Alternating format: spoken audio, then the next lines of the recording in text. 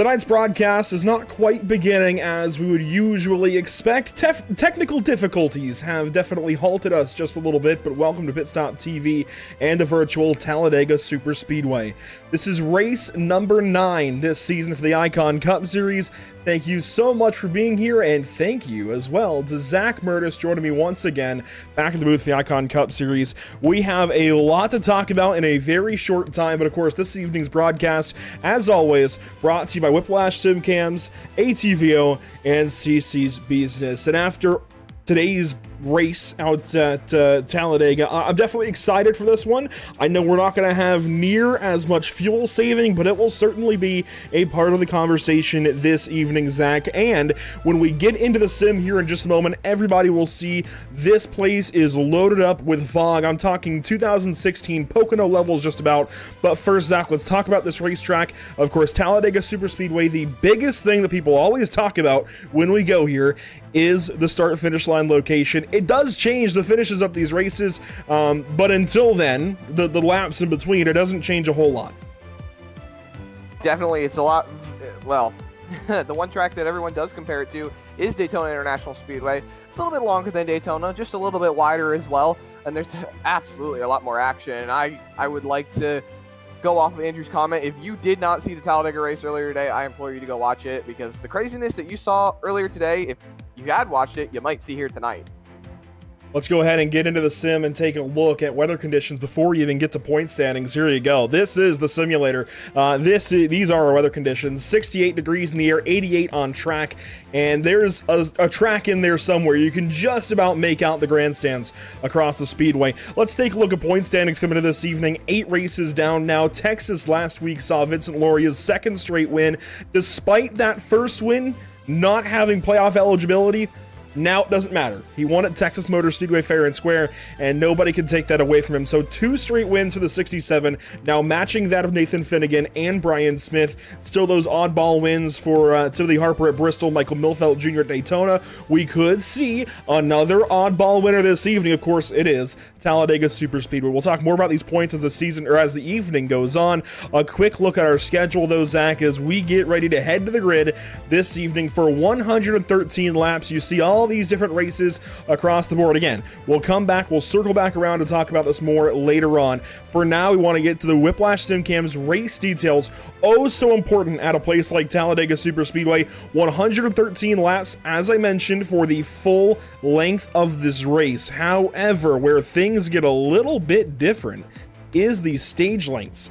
36, and if I did my math correctly, it should be a 41 lap stint to the end, which means no matter what, we will require, let's see, a pit stop per stage. Yeah, we are right on the cusp, though, of that fuel window for stage 3, but it should be safely within range. And we'll talk more about all this again as the evening goes on. So for the time being, we will meet our starting grid, and you can see through the fog that there are race cars there on pole this evening. Oh no, Zach, because I loaded in during warm-up, I'm not getting qualifying data. Oh boy. We'll do it the old-fashioned way, I suppose. Can you go ahead and go through our top 10? Absolutely. Top 10 starting drivers here tonight at the Talladega Superspeedway. Justin Michael just barely nabbing the pole with a 53.15. In fact, the first top 3 cars turned to 53.15, but they were only separated by just a small margin. Justin Michael and Matthew Fleming, your front row, separated by 5 1,000ths of a second. Row 2, Jacob Gladulich and Cameron Thompson separated by about 8 1,000ths of a second. Gladulich to Michael, and then the rest of the drivers starting to fall in a little bit more easily with their qualifying times. Brian Smith and Stephen Tuck falling in the 5th and 6th position. Luke Rakowski, thank you. It's funny how everyone pronounces my name wrong and then I pronounce everybody else's name wrong. Brock Hersey lining up next to him, then Charlie Widener and Cody Neal is your top 10 starting positions tonight. Oh, Kyle Corley just got the wall down the backstretch. We will, of course, catch up to kind of where everybody's at. I will say it is a little bit more manageable than this evening than some of the other races we've seen this season, of course. Much more manageable than Daytona for race 1. We have a, what, about 23 car field this evening, Zach? Believe so. About 23, 25 cars here tonight. Excuse me, we have 28 cars here tonight. 3 cars did not turn a qualifying time. So a bit better than during practice. During practice, honestly, it was a little concerning. We were at 21 at one point. I was like, oh, we might have a tiny race here. I will say, this is a big piece to acknowledge. Congratulations to Nathan Finnegan getting married earlier today, and that's why we have a lower car count. Many of the Icon Cup Series admins are at Nathan's wedding reception today, so again, congratulations to the Finnegans. Big, cool new journey they get to embark on. But for the rest of us, we have got a race to talk about this evening with, well, we have to go up through the field here. What would be a first-time winner this season on the front row. Actually, 2 of them, as we've got Justin Michael leading us down to the restart zone. Green flag from Talladega. The Talladega 300 is underway.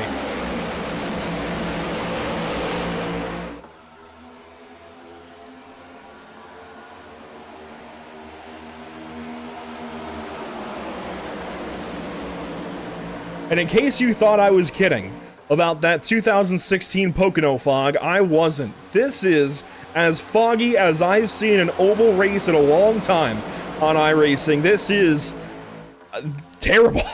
I mean, the drivers won't have too much issue, but for us, the TV cameras, man, they are struggling a little bit. But if you go back in the field here, Joshua Clemens may be on board here lap 1. You can see just fine down on the track. Yes, and I did get a small report that the fog should clear up momentarily in about 10 to 15 minutes. iRacing's new weather system allows us to really be able to showcase how this dynamic weather works, and we can see in the sim right now that the fog should clear up within about the next 10 to 15 minutes. Matthew Fleming up front. He's got help from Cameron Thompson. This is now the 62 car's second race in the series. I don't have driver data on him yet from the league, so we don't have that number decal there on the tower for him. But regardless, Fleming leading this race, lap 1 and now 2. Stephen Tuck in the 3rd spot. Cody Neal on the outside in position number 5 now as Justin Michael pulls on through with help from Gladjulich and Loria. And now I think all eyes have to go to the 4 car. I know this is going to be a typical Talladega race, Daytona Talladega race, Speedway race, where you never know who's going to do what, who's going to win this race, who isn't. But if you look at guys who are on the cusp of winning, it's the 4. Undoubtedly, Cody Neal has to be next up, you would think. Yeah, Cody Neal's had a lot of great runs lately, and you see cars falling back on the top line. These lines are starting to break up just a little bit, and it's hard to dictate how you really want to play it out at Talladega. You either want to run up in the front or you want to try to fall into the back. And we see a lot of drivers jumping out of line, trying to fall to the back a little bit, and maybe play it safe, especially since we don't see anybody use the bumpers that much. This is Thomas Taylor, position number 28, yeah. This guy's way back there, just letting these guys do their thing. He's following now Zach Lockett in that GOAT Diecast Chevrolet up top, new sponsor for him that debuted last week at Texas Motor Speedway. And this is not quite where I would be, Zach, but close to it. If I was in their position, I would definitely be hiding somewhere towards the rear of the field. And here we go. Some new alliances maybe working on the top side. Brian Smith and Vincent Loria up top, 78 and 67. At first, these were 2 of the hottest heads in the series to get going. But the 78 and 67 have been 2 of the fastest cars in the racetrack all season. And they've started to work together in recent weeks. We're seeing this here now on the top side at Talladega.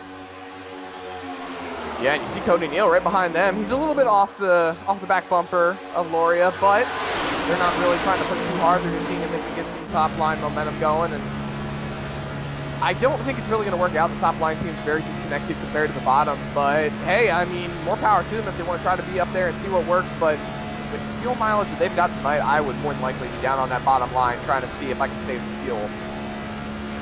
A good look here from Matthew Fleming's perspective, looking back at the top lane. The top 3 clear away on the bottom side. Gladjulich has almost gotten clear of the 78 car now as they work turn 2.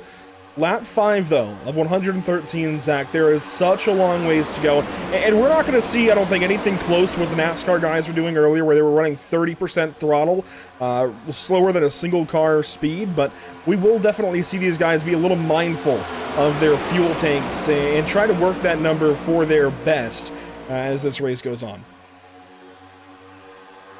and I would like to see just a little bit of, how should I put it, patience, as we almost went through wide there for a second. It looks like the top line's going to stay single file, just like the bottom. We'll stick with 2 lanes of racing, and Sean Purcell actually goes purple. Everybody's going purple today. The 2 twins back there, Kyle and Sean Purcell, going to pick that lap. Kyle Purcell going to pull up now in the 01 on Brad Delph, who is a new entry into our top 24 points graphic. So that 72 car making big strides this season. Started this season as a part-timer. You don't no longer see that label next to his name, so maybe now going for a full season campaign. The 72 has been very, very impressive to get this season started. On board, though, from somebody who finished in the top 3 last week, Kyle Purcell. Along with that 72 being impressive, this 01 car went from 17th in the standings going into Texas last week now to, on the graphic, 14th. He picked up multiple spots, and finishing in the top 3 will do that for you. Yeah, it definitely helps with your playoff chances. I think the one thing that everybody knows could help with their playoff chances is getting a win tonight. And like you said, Andrew, Cody Neal, he's due for one, and he's up to 2nd in that top line, sitting next to 3rd in the bottom line. Wow, look at that fog. Look at how it just kind of messes with the camera. There's a look from Cody Neal in the 4 car, pushing his teammate. It is Vincent Loria leading the top lane, and they will fall back a little bit here through 3 and 4. The top side just not getting going so far today, and I'm not sure exactly of the science behind it, but I do know that colder temperatures tend to help engine power.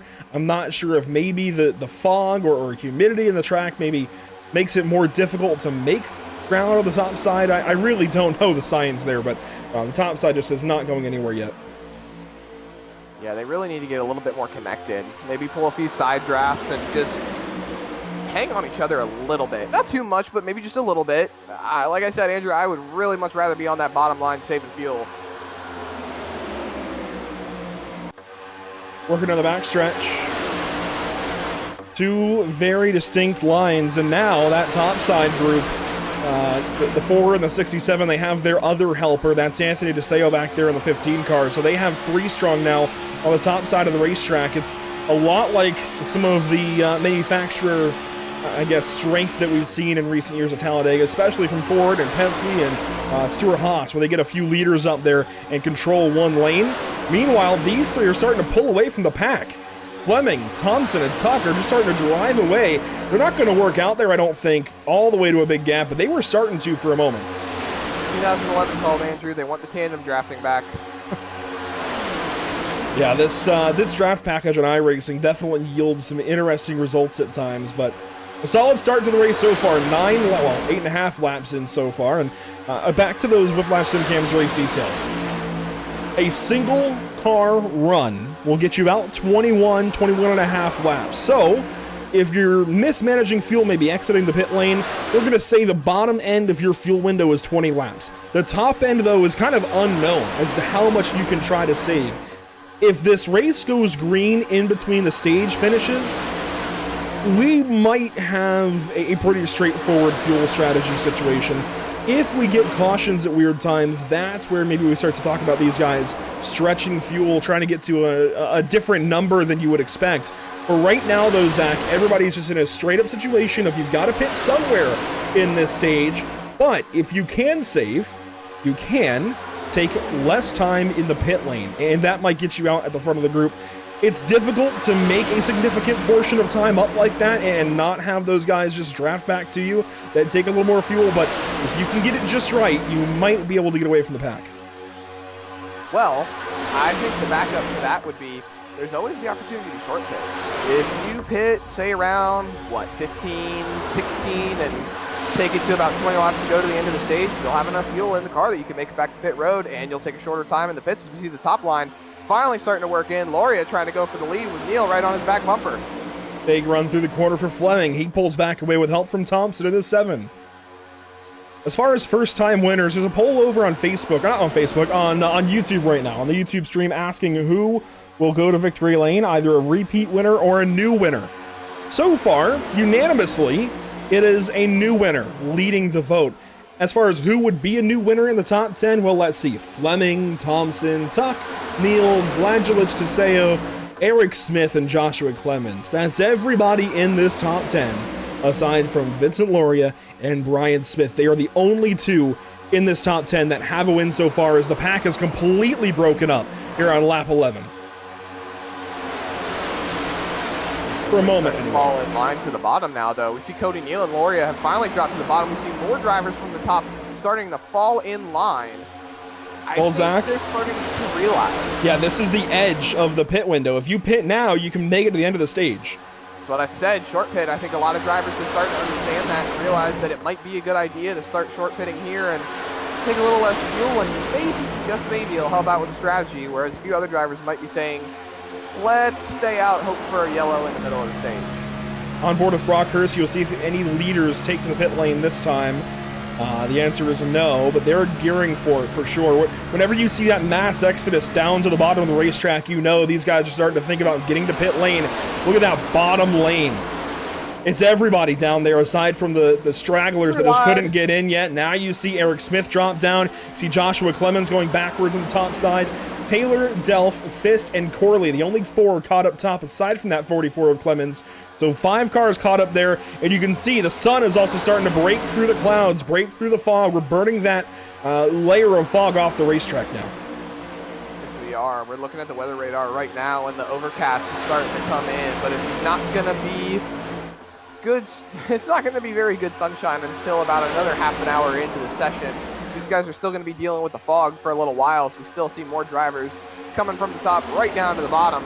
And I think one thing we don't really cover, or one thing we haven't covered at least, is the opportunity for a wild card win today. We already looked at the points. We saw all these drivers that are starting to really gain some momentum moving towards the playoffs, but this is a wild card. This is an open opportunity for anyone who's way out of the points window and say, you know what, today's my day. I'm going to pull an upset and make one of these guys try to gain my spot in the playoffs. Moving up on the top side, these guys that have not gotten in line yet to pit. Now, you don't have to pit here this early. You can go a while longer, as the bottom lane now is starting to spread out. Maybe drivers saying, hey, I'm going to come into the pit lane. Maybe not. We'll see this time at a turn 4. But that top side, those are all wild cards so far. Let's see what we do, though. Out of turn number 4, no takers just yet, but we're getting closer and closer. You can just tell these guys are getting ready to pit. Really thought a lot of these drivers would take the opportunity to do a short pit, help with the strategy just a little bit, because even if you plan to stay out at the end of the stage, it just wouldn't make any sense. Everyone's going to pit at the end of the stage, top off, maybe take a set of tires, see what they want to do, if they want to drop to the back or even stay up at the front. But now we see everyone starting to get single file. It's just this 4-car group on the top, currently being led by that 88 car of Kyle Corley. Kyle Corley, thank you. And taking out 3. Brad Delph drops down. Yeah, Delph down to the bottom now, and that momentum's just going to keep going away. You look through the rest of the field, everyone's single file. No takers just yet. It's impressive that we're getting this single file lane down low. This is kind of a vestige of old speedway racing here on iRacing. You used to see this constantly between about 2015, 2016 through, I would say 2019 or so. We would see nothing but this, where drivers would all pack up down low, go in a line, and that was just speedway racing on the sim for a while. It's only in recent years with this next-gen car, well, I guess with the 2019-2020 rules package that we finally got, that changed things up, gave us pack racing again. And then this next-gen car has been a few different packages through the couple of years it's been on the sim. So this is a weird product to see for me right now, somebody who's been on the sim for those number of years. We haven't seen this bottom lane train in a while. Oh, Fleming! Big catch for the 62. That was really, really close. I did not expect to see that out of the leader, but hey, he caught it. He's still rolling, and we're still green. The back end of Fleming's car. The whole field in one line around the bottom, and this is getting closer now to the halfway mark of this stage where I think these guys might try to pit. I think that's starting to make sense. If they didn't take the early option, I think we're going to try to split this down the middle. Otherwise, we've just gotten in line for 10, 15 laps when we don't need to yet. So we'll see. This lap, I think, might, we keep saying it, but this lap might actually be where we start to see some drivers, if not maybe the next lap. We keep saying it. They're gonna be pitting. They're gonna be pitting. They're gonna be pitting. Nobody. They don't pit, as we see about 6 or 7 cars back there that are starting to sandbag away from the lead pack, and Mostly the back road bandits. that would be a good opportunity for them to take the short pit opportunity and have a lesser stop than what these guys up front would, because that would put them right back up there with the lead pack, help them close the gap a little bit. But A couple of these guys are going to lose the draft, though. Brzezowski's close to it, and I'm a little concerned here about the 99 of Bluen. He might lose taps with the rest of the field. I mean, he's 4/10 back of the 77. I know that doesn't sound like a lot, but when you're already trying to hang on to the back end of the raft, those guys at a line are going to pull away more and more and more. There's a chance he loses connection to the rest of the field as one more trip goes by. Nobody pits on lap 18. This now will mark exactly halfway through stage 1. these drivers are now starting to think about what they want to do when it comes to their pit strategy. At least I'm hoping. We keep talking about it, but I'm hoping that at some point I'm going to be right and they're going to be ended up pitting soon, as we actually see the field is really starting to break up. Look at those back road bandits. They're actually starting to move up through the field, taking advantage of that outside line. Justin Michael working the top side. The Purcells move up to block it a little bit. Patinko now going to drop in line, or I guess bump in line, behind the 17 of Hamby, who's working with those back road bandits. So a little bit of differentiation back there. They're going to drop down the racetrack a little bit and try to keep working that top side. But up front, nobody pitting yet. Incredible. These drivers are really trying to see how long they can stretch it. And these back road bandits are really starting to think about it. They want to go to the front. What's interesting is the context behind Sean Purcell moving up and trying to block the back road bandits and last week at Texas, because there was definitely a handful of tensions between that driver and that team. Look, Discord, if you're in the league Discord, maybe you know. But Justin Michael and Sean Purcell were not happy with one another after that race. Even during the race, it started to get spicy as some drivers in the bottom now check up. There go the back road bandit to the top side. Do we see pitters this time? No, I guess just a couple of cars backing up. But there were tensions very much between the 87 and 04 last week.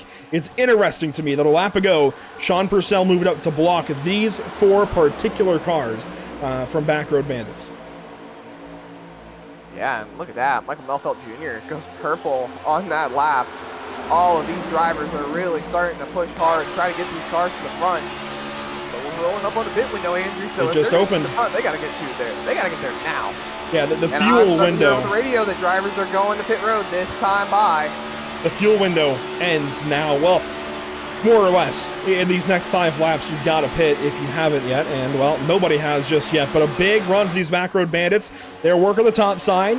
This time, out of turn 4, they're alongside the leaders, and we start to see a few coming in.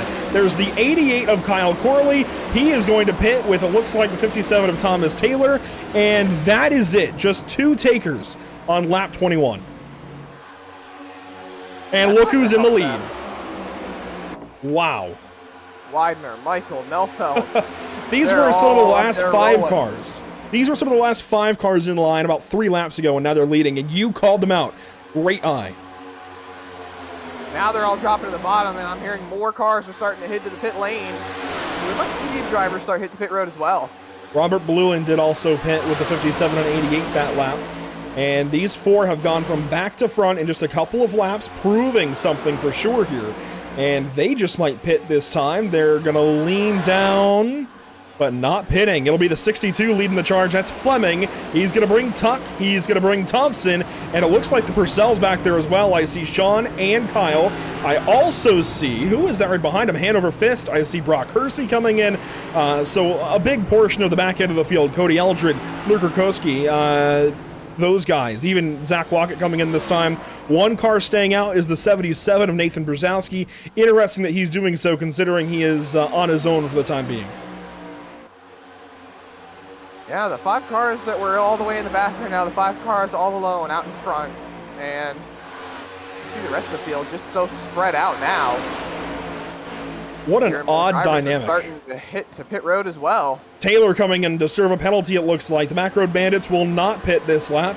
Patinko going to keep going, but there's Vincent Loria going to bring in the 4 car of Cody Neal.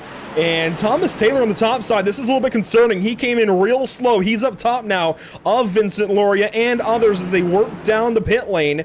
If he crosses their nose to get to his box, well, it looks like they've pulled in line now. That was a little bit concerning for a moment. It's a wee bit. Bluin also serving a penalty. Brian Smith came in that lap to say it as well. I'm sorry, I keep cutting you off. No, you're fine. I mean, there's so many headlines to talk about right now as we're hearing more drivers starting to come in. Tinko will be in this time. These leaders now moving around some lap cars, and I think they're going to stretch this fuel as far as they can get it. I'm really Here not. we go. No, there they go. Cutting into the lap cars. Milfelt, a big cut. Can he get down to pit speed? It's going to be close. Oh, wow, he made it. Real close for that bunch. They also bring in Hamby in that 17. This is his second start on the season. He also ran back at Richmond. This also brings in, it looks like, is that it's Evan Patinko in the gray Ford and Jacob Gladjulich. So about your top 7. And this will be the rest of the drivers that have to pit. So Cody Neal, the first car on the racetrack that has pitted, he's coming around turn 4 with help from Vincent Loria. And those guys that just pitted, there they go off the pit lane. Oh, look at them, 3 wide off the pit exit. They need to get single file real quick, real fast, as the rest of the drivers make their way down the front straightaway. These packs are so broken up, and where's the really 4? Don't know. There's Cody Neal. What in the world happened during this cycle? Everyone disappeared. Shadow Realm. What a 5 cars weird. that went from the back to the front now have a commanding lead over the rest of the field. Look at that. Melfeld Jr.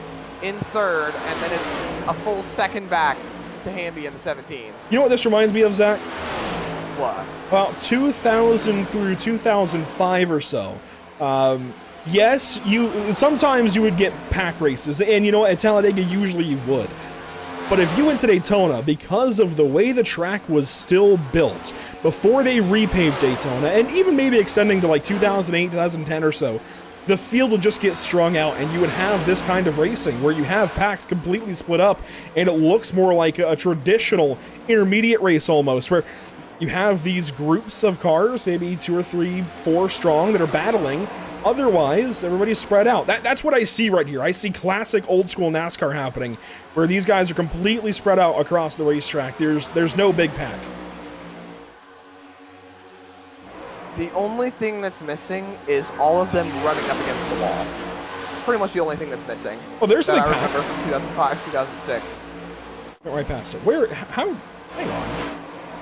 I apparently missed a big pack of cars. Where was that? I think that was with, I guess they just got Fleming? back single file. Yeah, it's going to be Fleming back here with Steven Tuck, Brad Delph, Cameron Thompson, that bunch. They were a pack for a moment, racing side by side. They've now gotten single file. You see Sean Purcell in this group. Kyle Purcell's a little ways further back. He's back here with Lockett and Hersey, along with Brian Smith. So everybody somewhere different from where they were going into the cycle. Worth mentioning Kyle Corley. He pitted with Bluin and Taylor. Those 2 cars, the 2 cars that he pitted with, of course, had a penalty, so he is now on his own. He's on the lead lap, 28 seconds behind the leaders, though. And there's Thomas Taylor and Robert Bluin. They are actually drafting around our race leaders, or at least somewhat close to them, as there they are out of turn 4. So it's going to be difficult to wrap our minds around here, get this run finished up, but the end of stage 1 is coming up in a hurry. This is now 9 laps to go, I believe.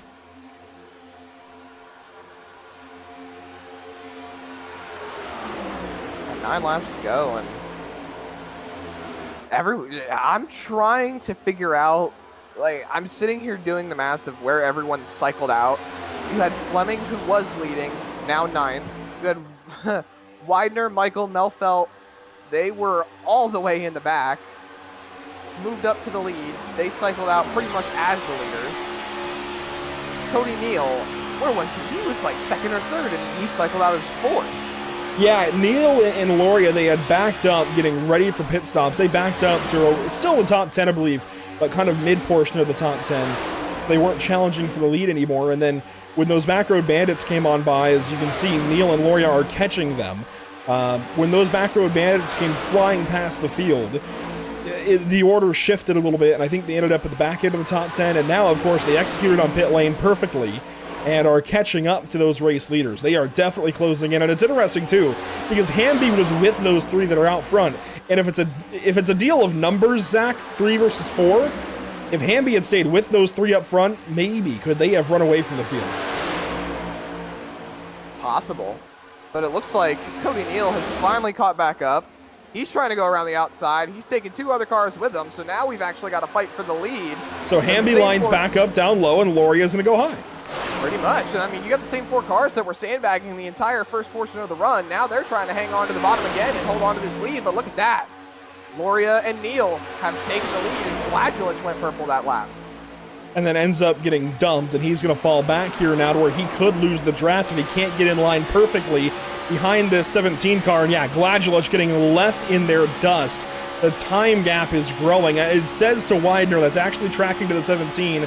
Looks like he'll just be able to catch the draft of that 17 car. It was not looking good for him for a moment, but apparently the draft of the Cup car is a little better than the truck.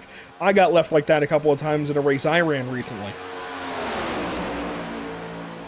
I've never been the best plate racer, so I never really know how all this stuff works half the time. I'm more suited for the short tracks and the 1.5 miles, but seeing these guys do their work right now, it's definitely great to see how they're just adapting to everything moving forward. We see other drivers fighting throughout the field, because now the fight does not become for the lead, it becomes for stage points. Well, and the fight for stage points is contained in that top group, because we only pay stage points to the top 5 drivers in the Icon Cup Series. Because this is a truncated race, shorter than the NASCAR Cup Series, it kind of truncates who gets stage points along with it. So that fight is actually between the Backroad Bandits and Hamby and Gladulich, with, of course, Cody Neal and Vincent Loria leading this race. These guys, if anything, are kind of just racing to line up close to them. After the caution comes out at the end of lap 36, we'll have 5 laps to go this time by in stage number 1. And there are a couple of lap cars there. The 57 and the 99 are both a lap down. Everybody else in this group is racing on the lead lap. Delph going to move up with Fleming and bring Purcell maybe on the top side. He's trying to find a spot, and he will slide into 10th. Yeah, we're only about, what, 5 or 4 laps away from the end of the stage. So it's starting to become a little... Oh, wow, we got one car popping out of line right there. Who is that? That is Kyle Purcell. So twin to brother Sean. He's going to drop the back end of the line here behind the 93 of Lockett. And there's not necessarily harm in doing this. Again, he's not losing out on points here in 4 more laps once we get to the stripe. He's not losing out on any points by doing that and falling back a little bit. It's really just a matter of where you end up lining up. And if you haven't been lapped yet, the only one in danger of being lapped is going to be Kyle Corley. With 4 laps to go in stage 1 here, he is. The leaders not so far back. There they are, working off of turn number 2. So that 88 will likely go 1 lap down. But that also means he'll trap the 57 and 99 a lap down if he can tag on to the back end of the leaders here. He's got enough time over those 2 cars. Maybe even if he gets left, he should stay ahead of Bluen and Taylor both. I'm wondering if he'll just kind of stick with the pack and be able to try and get his lap back the hard way. So that way, the 99 of Bluen now, who has passed the 57 of Taylor, could take that free pass. But I don't know, Andrew. This is going to be going on lap 33 for Corley. There's everyone else. Now it takes it to 34 and 2 laps to go on the stage. 3 to go still. 3 to go. 3 to go, excuse me. That's important. Corley, I'm surprised. He is staying much further ahead at this point. I thought he would have been passed already. And I'm really surprised at how slowly they're catching him. Here we go. They could be fuel saving, but here they come. Starting to roll up on Corley. He's going to roll middle lane, and I wonder if he'll try to fall in line right here behind Loria. No, he's going to stay high, let all these drivers go on by, and that will, he's secured the free pass, but he's going to trap those other drivers 1 lap down and prevent them from being able to take that free pass. Oh, here we go. for stage points, and Neal goes up to block. A big shuffle for these guys. Gladgelich goes to the top side as well. They'll leave the 4 in 67 for now. But I would hate... He almost ran to the back of Hamby right there trying to check up for the run. I would hate to be the driver leading coming to the end of a stage or the race. This is going to get hairy these last couple of laps. That was 2 to go in stage 1, and you can see the fog has just about burned completely off here at Talladega. Loria pushing in the corners, really getting aggressive, trying to get Cody Neal back up there. But the Bandits have really started to get together, and they have fallen back into single file at the front of the field. Cody Neal looking up top once again, trying to see if he can make something work. He's got the stage points. Loria's right behind him. I wonder how this is going to play out. We're coming to the white flag in the stage. White flag, stage 1, this time by. There's the field, there they go. Again, it's the top 5 who garners themselves stage points. Right now, Cody Neal is the final of those drivers. You've got to expect, and you see the run forming here. The 4, the 67, the 14 all laying back. Here they come on the top side. This might be a little too early. We're going to do battle down the back stretch of Talladega. Yeah, Cody Neal jumps way up to the outside. He's got Loria and Gladgelich with him. That has left the 17 of Hamby to hang and dry, but he's going to pull a little bit of the air off, and they're going to hang out Gladgelich.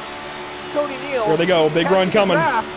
Big run on the way. The Bandits going to try and block. That pulls at least Loria and Neal into the stage points. There they go by Millfelt. They're going to try to get a run here through the tri-oval. But for all the stage points in stage number 1 and a stage win, it's the 4 car off the top. Cody Neal, leader at the end of stage 1. Loria will drop to 3rd. It's going to be Widener 2nd. You thought the move was too soon, Andrew. I did. You thought it was too soon, but he made it work. I hate leaving Gladgelich to hang and dry like that, but I mean, at the same time, you're going for stage points, and that was one heck of a move by Cody Neal and Vincent Loria to take that position away. Much needed points for that camp. 6 laps led certainly feels nice as well. Much needed points for the 4. Flying down the backstretch, by the way. There's that pace truck pulling up, and they'll drop in behind the virtual Brett Bodine. But Cody Neal really needed these points, really needed this haul here at the end of the stage. And I believe it's either 10 or 8 points paid out for each stage win. Regardless, that's a nice number that he needed. He'll pull his teammate Vincent Loria to a pretty similar result. I mean, 3rd spot, it's going to be around, I think, 4 points for him for the end of the stage. And solid result for those 2 and the Bandits.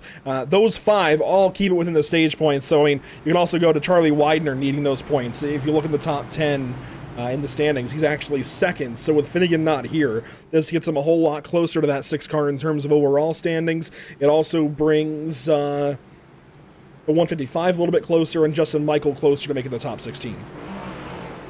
Absolutely, and now we see all the cars hitting pit road. Kyle Corley staying out to take his lucky dog.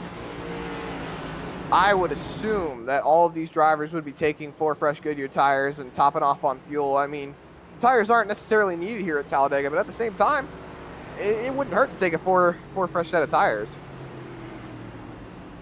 Everyone into their boxes. You see Justin Michael pull in. He's the pole sitter from this evening. There's the 62 of Fleming. Everybody should go up for at least 2, but Fleming, it looks like, will do no tires. He should be leaving in a moment. There he goes, as Sean Purcell is going to win the race off the pit lane. Fleming goes out right behind him, and that is going to put Cody Neal down to 3rd, Vincent Loria into 4th. So big shakeup on pit road. You see Sean Purcell, the time he spent on pit road, that is definitely 2 tire stop there, Andrew. It's interesting. He ends up beating the 62 who took no tires. They might have each taken no tires. I think 2 tires comes in around, usually I think it comes around about 9 seconds. Regardless, these 2 will line up at the front, and as long as they have a full tank of fuel, they're going to be all right. Gladgelich either stayed out or hit pit lane and was first off, and we didn't catch it. No, he went straight through, and so what this is going to do is allow him to pit at the end of the caution with the rest of these guys. So he's not pitting this time. No, he'll get the lap lead. This is intentional. We've seen a lot of drivers do this. So he'll get the lap lead and the point to go along with it and still be able to pit at the end of this caution to make sure he's topped off. It's a growing strategy we've seen. Bonus point. So it's a big deal there for the 14 car. But let's grab driver number 4. Gotta go way down to grab him here in the Discord chat. That team a little ways down the order, but we'll grab Cody Neal, who, again, really needs these points. He's had bad luck at every single race this season. But Cody, stage 1 win, that's got to feel good here at Talladega. Oh my gosh, that was incredible. Huge shout out to Vince and Loria there pushing me. We tried timing it there out of 2. Had just enough to get to the back of those guys. And got it again out of 4, and that's all we needed right there. That was amazing. The teamwork very evident between you guys. Now, you don't have Anthony Taseo with you right now, but can you get that 15 up there? And if so, can you guys be a 3-car group maybe? Even rope into that 78 to try and match those backroad bandits? Oh, we will be up there between Anthony, and we recently added Josh Clemens to our team, which is great for this kind of racing and great for any other track, just the feedback. We look to be competitive here. And how do you think that'll translate to everywhere else other than Talladega? When we go to Dover next week, then Kansas, some pretty challenging racetracks that will be very tough to win at. You and Vincent, you've both been quick. Do you think that 44 will help bolster you guys even more? Oh yeah, any additional feedback is great, especially Josh, very experienced, and he knows what he's doing behind the wheel, so definitely help us out, and we'll be helping him out too. So. All right, Cody, I know we've been talking about your bad luck all season. Let's hope it stays away. I will knock on wood for you. Best of luck here in stage 2. Thanks. And it has been more than bad luck for the 4 cars, Zach. It has been every single week. It feels like he's running the front and something takes him out of contention. Usually not of his own doing. Sometimes it has been, but a tough season nonetheless for the 4 car, which is incredible considering where he is in the standings. I mean, he's still in the top 10, top 8 even. Very close to Adam Ball, Jacob Gladula. He's only 8 points out of a top 5, and his teammate, Vincent Loria. So he's collected a lot of points this season, just a couple of races shy now of guys like Finnegan and Widener. Yeah, and I wholeheartedly think that if Cody Neal didn't have the bad luck that he's been having most of the season, he could theoretically be the points leader right now. With the speed that he's had, the consistency he's shown, it's just bad luck sometimes, and really that's what comes with racing. Sean Purcell will lead us back to the green flag for this restart to begin stage number 2. There's one car catching up in the back. That is Charlie Widener. So he will pull up to the back end of the field. Lap 39 will end. Lap 40 will begin. Green flag back in the air at Talladega.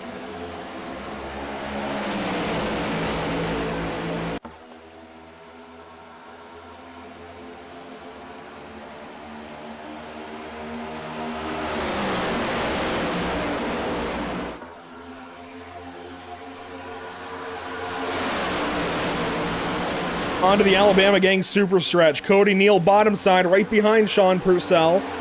Fleming now with the aid of Loria up top. Seems like the top is a lot more formed up than they were in the earlier stages of the race. The drivers trying to make some moves. All the backroad bandit cars that were up at the front, now towards the rear once again, starting to get formed up a little more. And Fleming trying to put that car back out in front where it was earlier on. But that bottom line still holding on strong. Loria pushes that 62 out to a race lead. They'll drop down on the bottom side and join Sean Purcell and leave the 72 of Brad Delph. Coincidentally, Zach, we're racing to the end of lap 72 here for stage 2.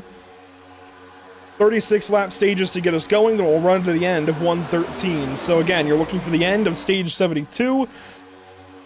Thankfully, that fog is burned off. We can see the cars now. Everything is looking up for us at Talladega, and weather conditions as they've changed. Temperature's not really changing much. It's just the fog has gone away.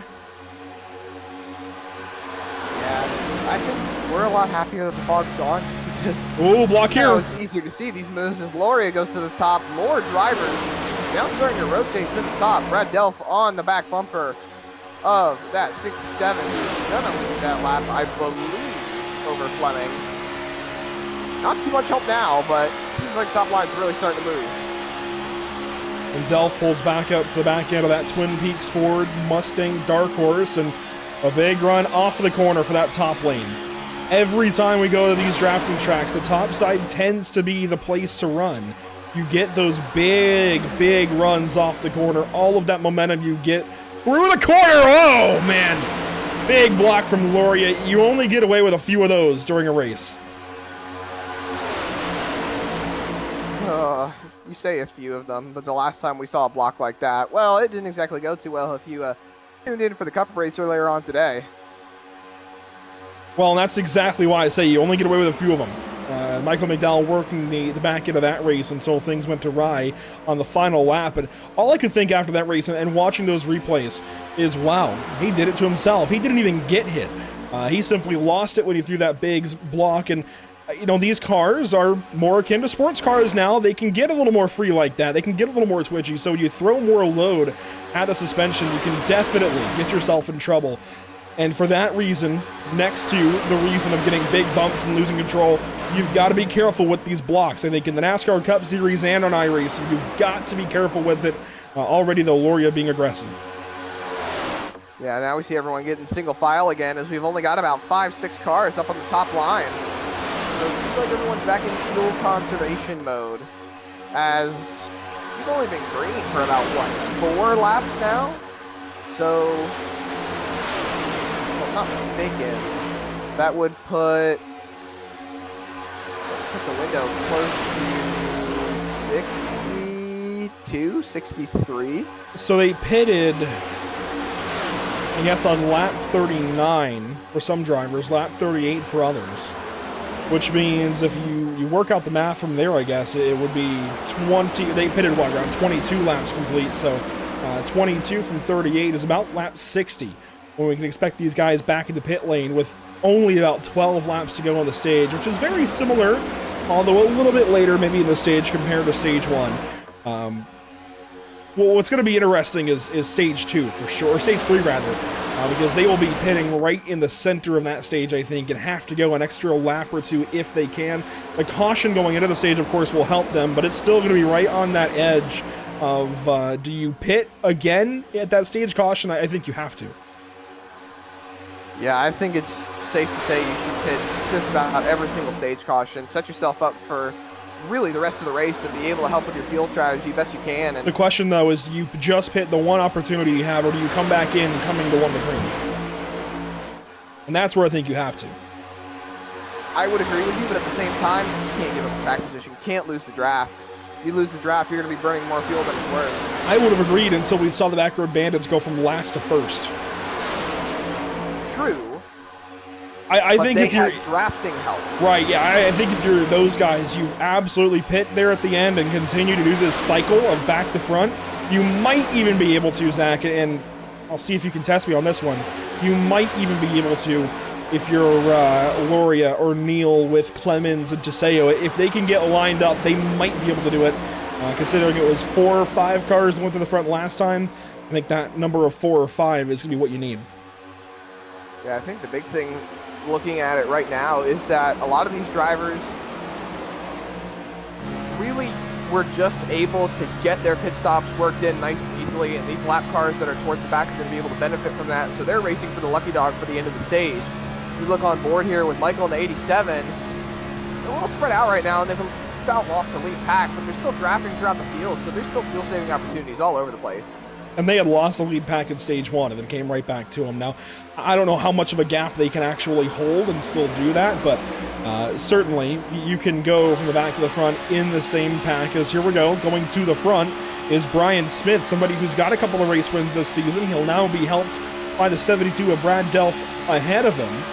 Although that Mustang really checked up, and Smith finds a lane on the bottom side right in front of Cody Neal. I think Neal let him in. I'm hearing a little bit of radio chatter right there. Brian Smith came down pretty aggressive, and I heard a few people telling me he was not clear, and that kind of caused a problem. But all has worked out. All drivers are single file, and we're still racing. We're still green. Your top 3 3 different manufacturers. We've seen this a lot this season in this Icon Cup Series. This time, a Ford leads, a Chevrolet is second, and a Toyota comes up in third. How's that for some parity? NASCAR on Fox? Anybody?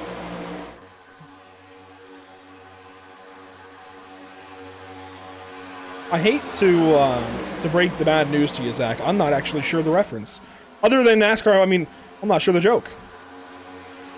You said the Ford, the Chevy, the Toyota.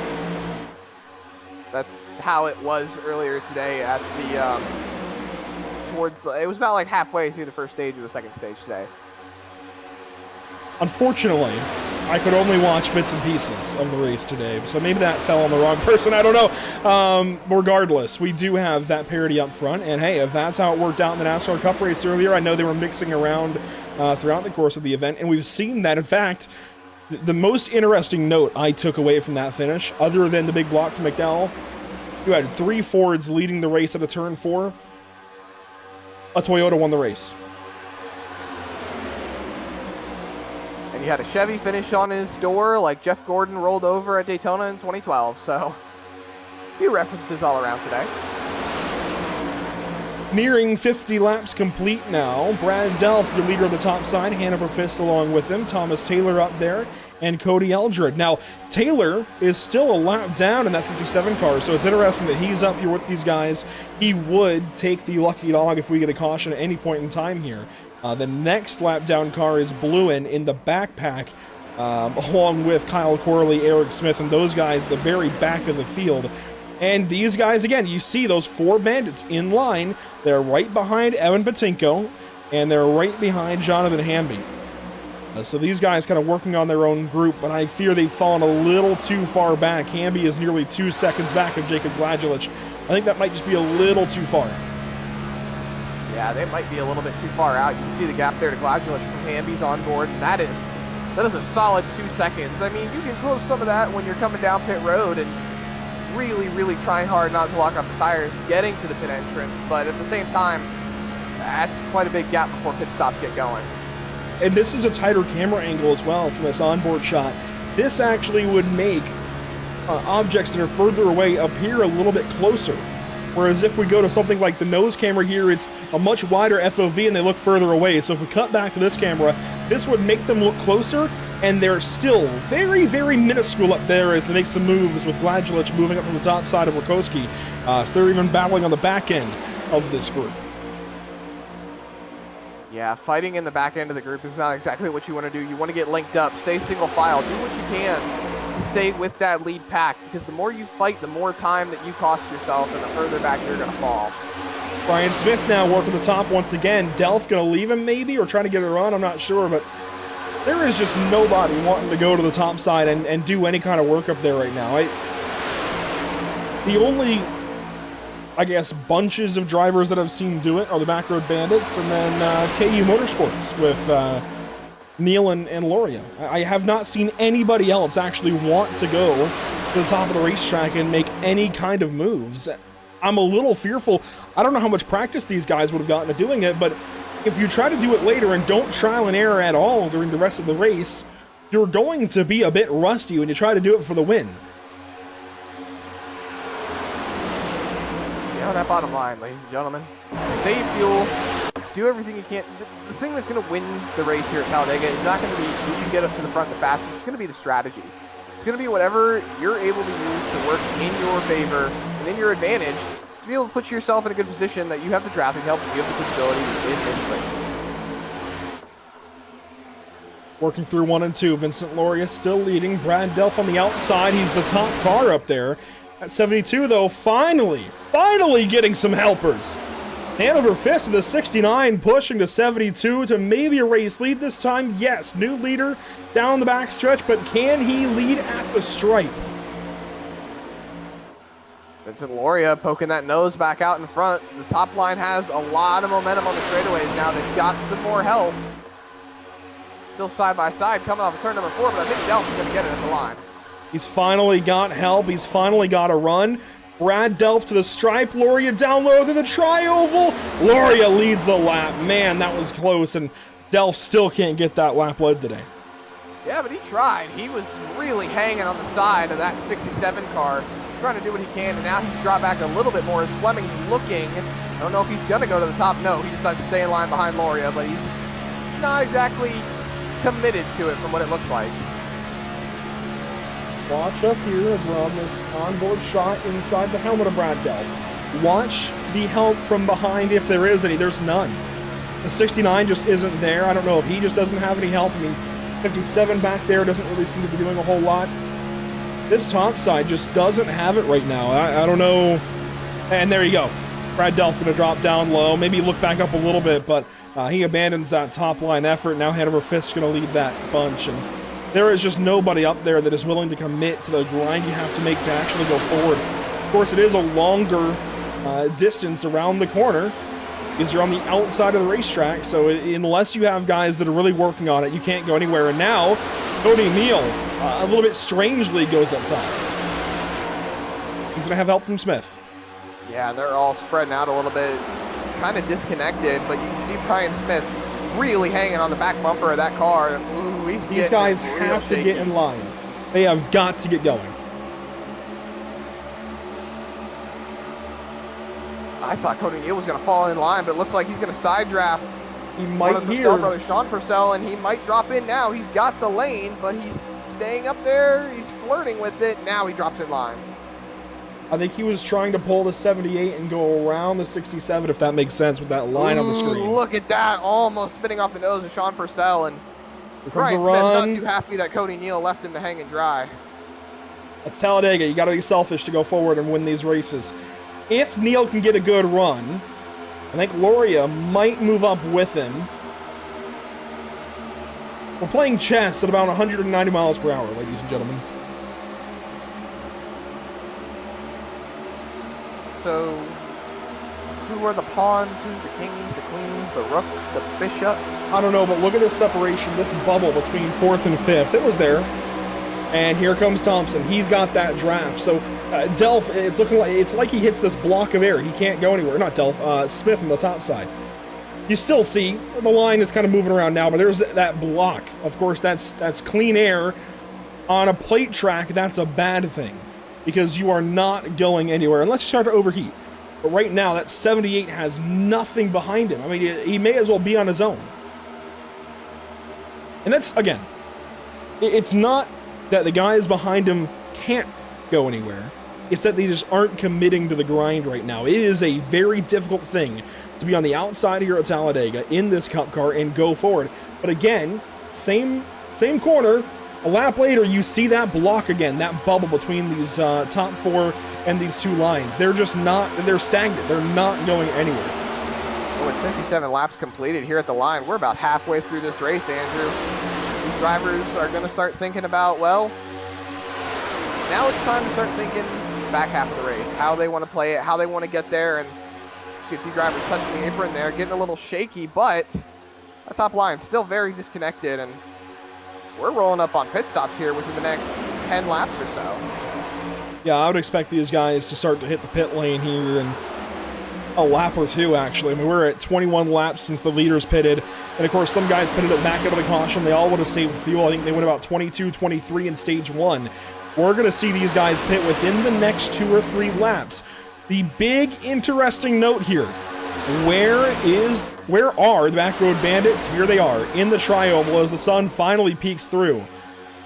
Keith Smith is running 20th. Now, they have caught up. Everybody's in a line now. They have caught up somewhat to that lead draft. You see the gap between Patinko and Eldred, but they are still so far back in 20th, 3 seconds behind Loria and Fleming. Yeah, it's not going to help them very much when it comes to being able to hang on with this pit strategy. And while I respect the attempt that those bandits are doing, I don't really think that it's going to work out if they stay too far behind the leader. If they can close up like they did towards the end on the last stage, then maybe it'll work, but I'm not Fleming sure how just well dropped out, now. I think. He's been blinked out since turn 3. This is really changing the lead draft. Loria had that 62 married to his back bumper, and now the 62 is gone, so the 67 is suddenly going to fall back to this group. Cody Neal is in line to catch him, But then Sean Purcell, Brian Smith, they're all going to want to go by. Now we see these drivers starting to close up faster now. And look at the top line. Yep, I was just going to say, Patinko's starting to bring those bandits on the top side. This is impressive. They are the only ones that can go anywhere on the top side of the racetrack today. They were just 3 seconds behind the leaders a lap and a half ago. Now, Patinko's in the top 10. They've made 2 of those seconds already in a lap. I should probably just keep my mouth shut at this point because they seem to have this strategy dialed in. Look at the bandits. Top line rolling. Wow. I'm blown away. And I hear drivers over the radio saying that they will be pitting this time by. They're at 23 and 24 now. 57 coming onto pit road this time. Remember, Taylor 01 coming down as well. Taylor and Purcell were a couple of the first drivers to pit last time. Taylor was in the first group. Purcell, I think, was in the second group. And the Backroad Bandits have met the front of the field in just 2 laps. They overcame a 3-second deficit and passed 18 cars to go to the front, and down low Patinko is going to take over the race lead as they work from turn 4 to the tri-oval, and you see the pit stops for guys like Luria and Neal and everybody else that was in the bottom. They pit here on lap 61. Look at the pack they brought with them. So many drivers starting to go to pit road, and I think they all realize that if they pit broken up like they were before, nobody's going to be able to have a shot at winning the stage or have any stage points. So I think everyone's just a little bit more committed as we see drivers fuel only. Oh! Almost contact coming out of the pit lane. Thankfully none, though. Patinko is still the race leader. He is leading Heath Smith, Michael Milfelt Jr., Daytona race winner, Jonathan Hamby, Charlie Widener, and Justin Michael, your top 5. Thompson, Smith, and Gladulich really the only drivers that stayed on the racetrack that were on that bottom side, and now here they go to pit lane. On the inside, Heath Smith. Oh, that was close. That was 56 at the line, but he backs off to... Oh, now he's speeding. I think he already knows he has the black flag, and he's just going to go ahead and serve it and get to his pit box as fast as he can. That was interesting. Isn't the speed limit here 55? 55 miles an hour, and Kyle Corley, black flag. No other black flags in the field at the moment. Corley got one on the last, or no, Corley was the only of his bunch that pitted last time that did not get a pit penalty. Here they go, back on the racetrack, led by Michael Milfelt Jr., who won Daytona earlier this season. And you see in the background the 4 car and the 67. They're the only 2 from that group that is at the front. I don't know what the rest of this field doesn't have that these guys do in pit lane. Never mind, I do. They took fuel only, and the other guys took 2 and fuel as well. They nearly crashed. They try to pass the 155. Looks like that group will fall in, be able to stay together, and I'm sure they'll catch those 2 drivers out in front as the rest of the field falls in with each other. Look at them. Look at Loria. He's jumped out to nearly a second over Melfelt, who's side by side with Gladulich. Those Backroad Bandits will catch back up. They're already getting to about a half-second back. They're catching quickly. The top 10, though, completely disconnected once again. This has been one bizarre Talladega race already. It's only lap 63, 50 to go. And Robert Lewis also receiving a black flag. Not sure for what, but I believe he'll have to serve that as well. Probably speeding. We saw that last pit cycle as well for the same car. It was a 99 and 57 caught last time, so now the 88 caught for it. He comes in. Bluen will come in as well, and they will go to the very back of the field. Taylor now, well, he's back in that lucky dog position, but your top 4 on screen. Remember, it's your top 5 that get stage points, so this time we'll have 8 to go on the stage. Hamby is that 5th driver.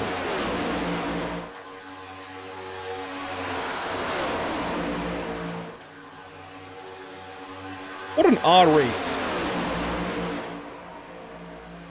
None of this has gone as I expected. More so odd because of the strategy these drivers are going after. And I've got some wood next to me, so knock on wood as Corley comes out of the pit lane. no major wrecks so far, only stage cautions. These drivers have been very patient with each other, and I'm actually really, really impressed. Trying to get this race done in a hurry for sure. Hey, I'm okay with that. So the difference, by the way, ends up being the guys out front took fuel only, and I'm not sure why, but the guys behind them took 2 tires.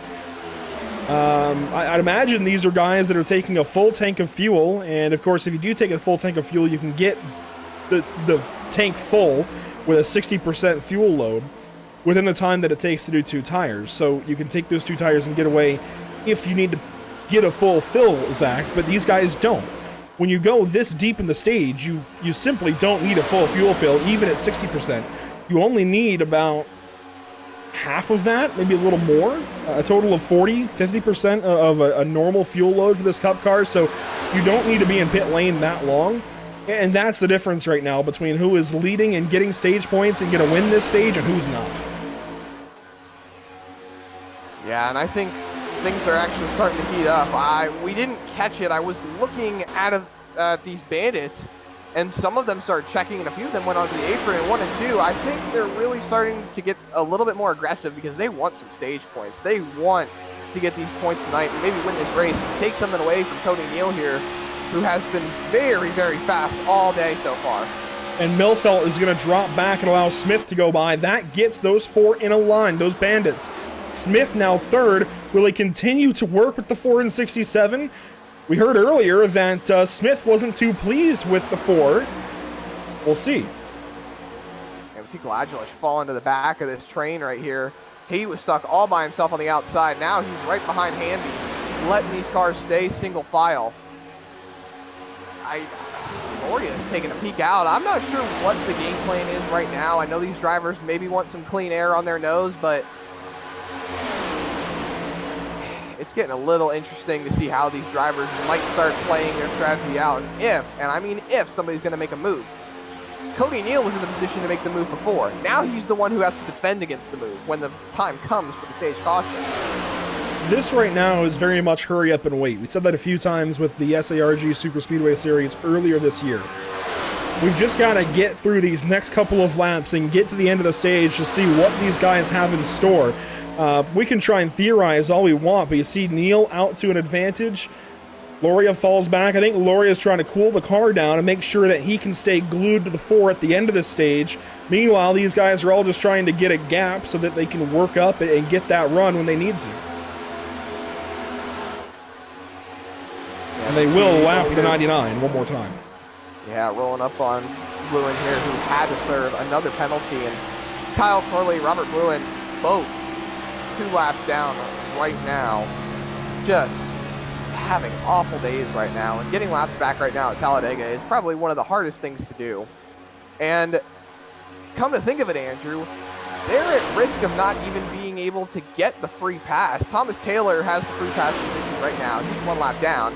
But you've got Hanover Fist, Eric Smith. They're all back there in a group. They're more than likely getting ready to go a lap down as well.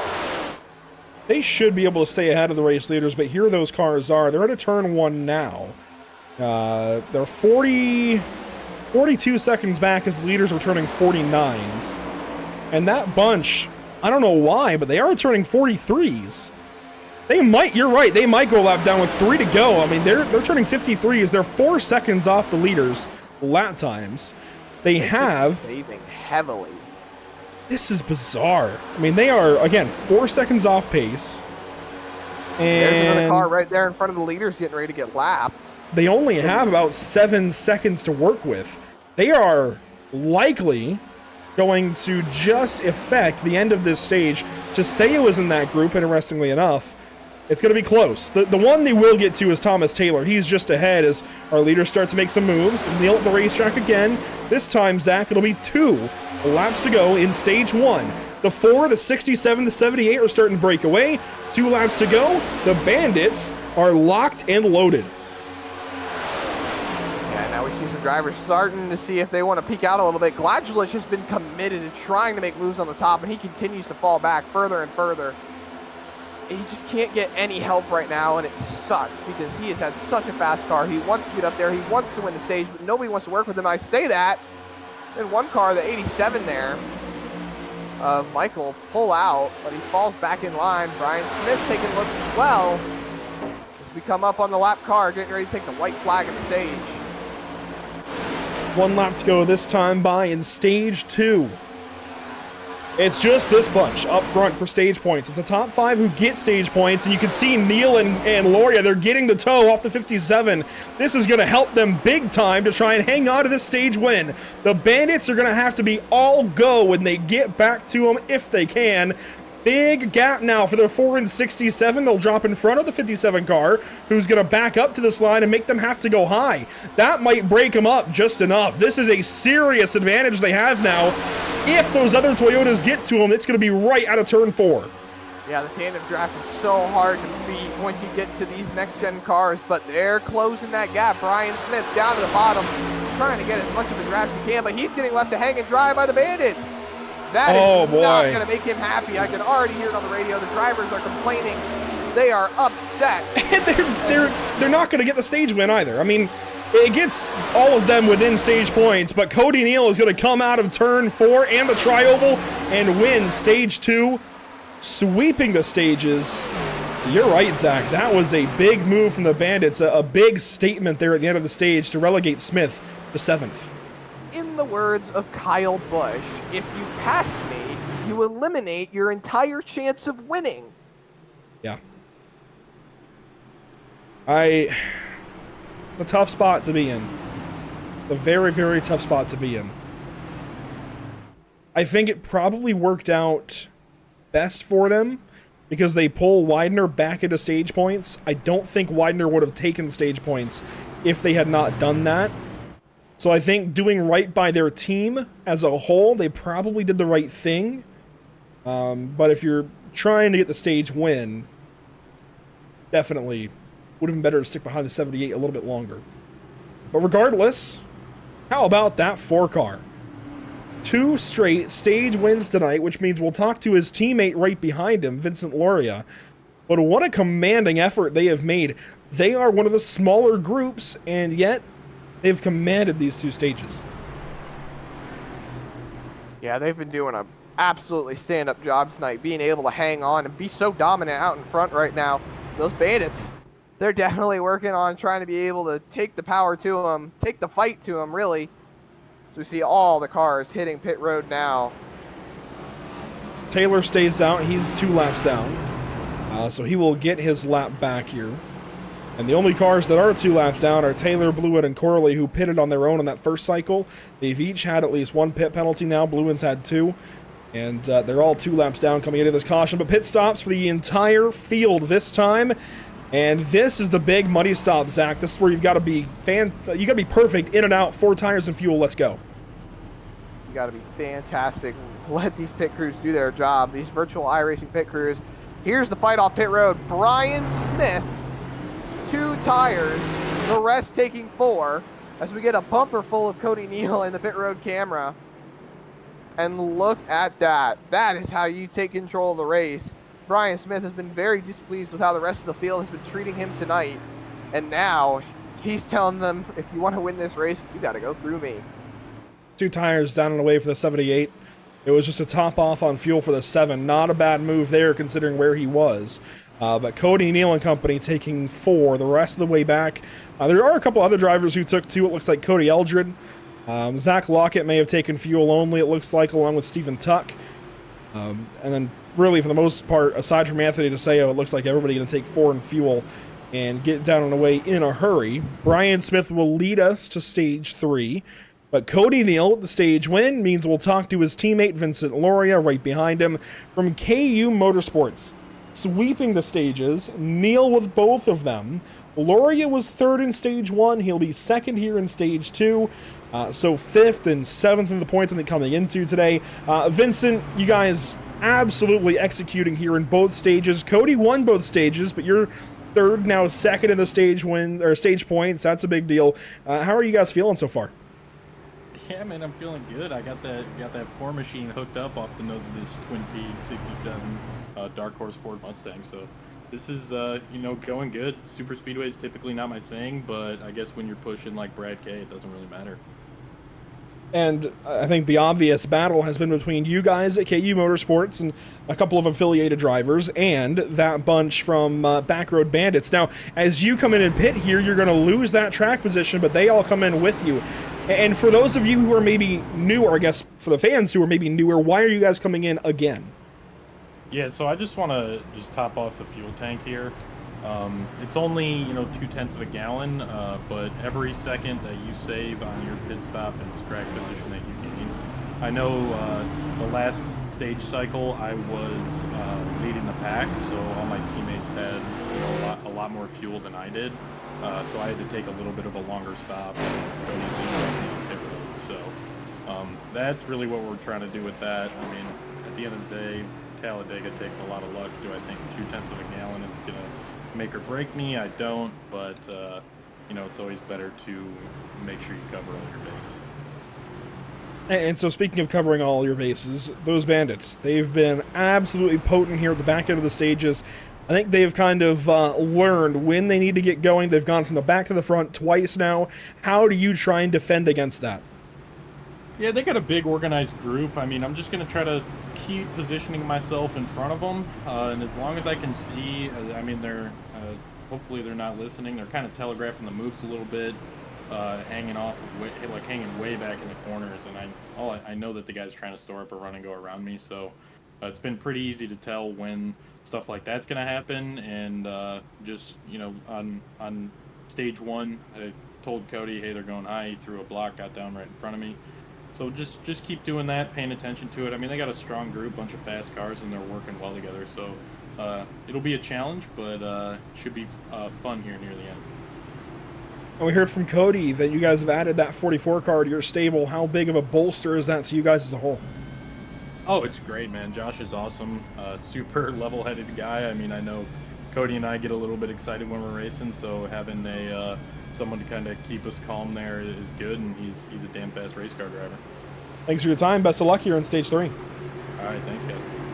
We'll get him back down there with his teammates, and this is going to be an electric final stage here at Talladega Superspeedway. Zach, we are in for a treat. To begin stage 3 and run to the end, it's Cameron Thompson and Cody Eldred, your front row. Zach Lockett, Stephen Tuck behind them. Green flag back in the air from Alabama.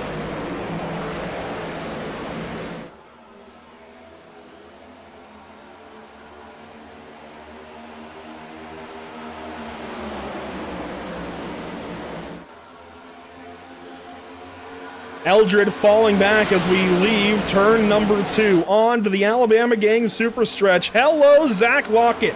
For the first time today, he's up here.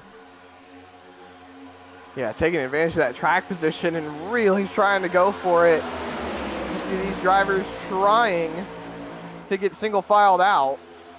See if the top line can fall in a little bit better than it has, but they've only got 5 cars up there, and you see the rest of the field all along the bottom line. We see a lot of drivers up here actually that we haven't seen up front all day. Brzezowski's in this group. Brock Hersey is in this group. Of course, Eldred is up here. Cameron Thompson, though, he's been up here, but to lead the first lap off the stage restart, hello, Zach Lockett. He gets a lap led in the 93. That's a bonus point. Helps in the playoffs, helps them trying to go for that championship as we see the rest of the drivers. Now only 4 cars up on that top line. Stephen Tuck, the leader among them. Trying to pull a little bit of side draft from what it looks like. Hanging on that quarter panel of the 7 there of Thompson. Now he's got the push from Sean Purcell and going forward on that top line. At least trying to, with a 10 car not going anywhere through turns 3 and 4. Gets a bit of a run here through 4, but this is, I think, going to be a very, very calm stage. And Jonathan Hamby, hang on. That car is destroyed. No caution, though. What in the world happened here? Never even noticed. We see another car actually on pit road. Who is that? And that's Heath Smith, one of the Bandits. And Hamby's been working with them all race. You'd have to imagine this is related. Just a moment while we try and track this down. So the 17 car. Wow, this has already happened by this point. This is Very dramatic for these drivers. Oh my gosh, this happened coming to the restart, Zach. I don't like to do this. We're going to fast forward. Watch this coming to the restart. The 17 here. There's a the accordion checkup. effect. Wow, and that absolutely takes the Bandits out of this. That was Justin Michael turned around, Charlie Widener with damage, and Milfelt was turned around. Wow. I wanna try to explain why the caution probably didn't come out. So here's my understanding of how the Irish system works and how I think this really went down. So they're under caution still. The pace car has already pulled off. The field is in the hands of the lead control cars. Because the pace car's pulled off, there's no way that iRacing will think to delay the green flag. So in reality, I think it's just going to throw it regardless.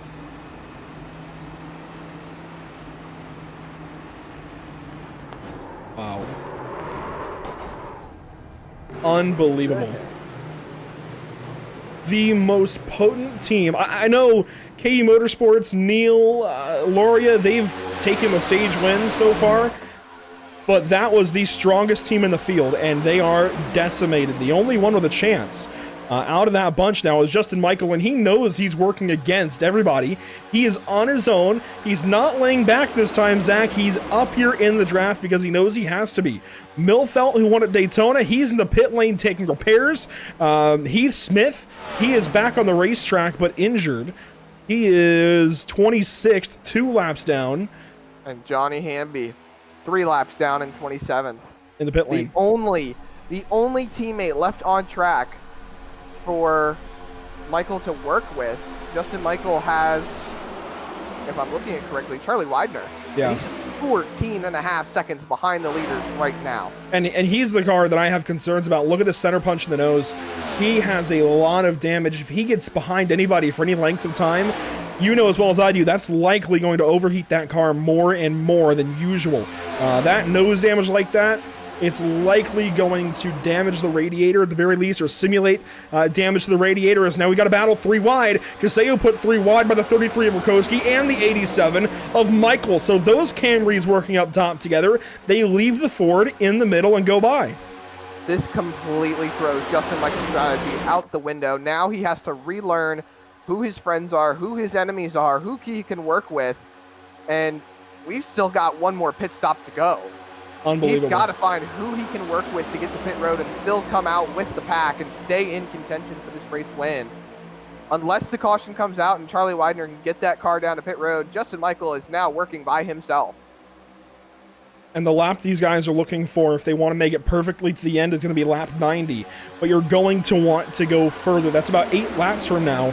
You're going to have to work until about lap 93 if you want to have insurance for a green-white checkered, but you might only have insurance for one. This is going to be a very finicky run to the end, and the guys up front likely are going to have less fuel than those who are in the back right now. And in the back, how about Cody Neal, Vincent Loria, and Brian Smith? These drivers are doing everything they can now to minimize really the damage that has happened to the race with the accordion effect that happened in the back. It's just interesting how the tables have completely turned here. You have Michael now. Runner now in the back. Well, yeah, there's that. You also have Michael now having to claw up through the field for anything he can get. And then you have Neil and Loria and Smith, if he's going to work with them, sitting in the back of this group, just waiting, biding their time, trying to get to the end. They know they can pit faster than the rest of these guys, or at least so it seemed. If they can execute on the pit stop at about 10 laps, maybe they're back in front despite running back where they are now. Or if they can pull the back road bandits and go from the back to the front before the end of this stage, they could do the same. I mean, this has just been a wild, wild race. And for those of you who are maybe watching from Nathan Finnegan's wedding, I know we had at least Kevin Gunther out there watching. Well, hello to any of you guys who are. You're missing one hell of a race.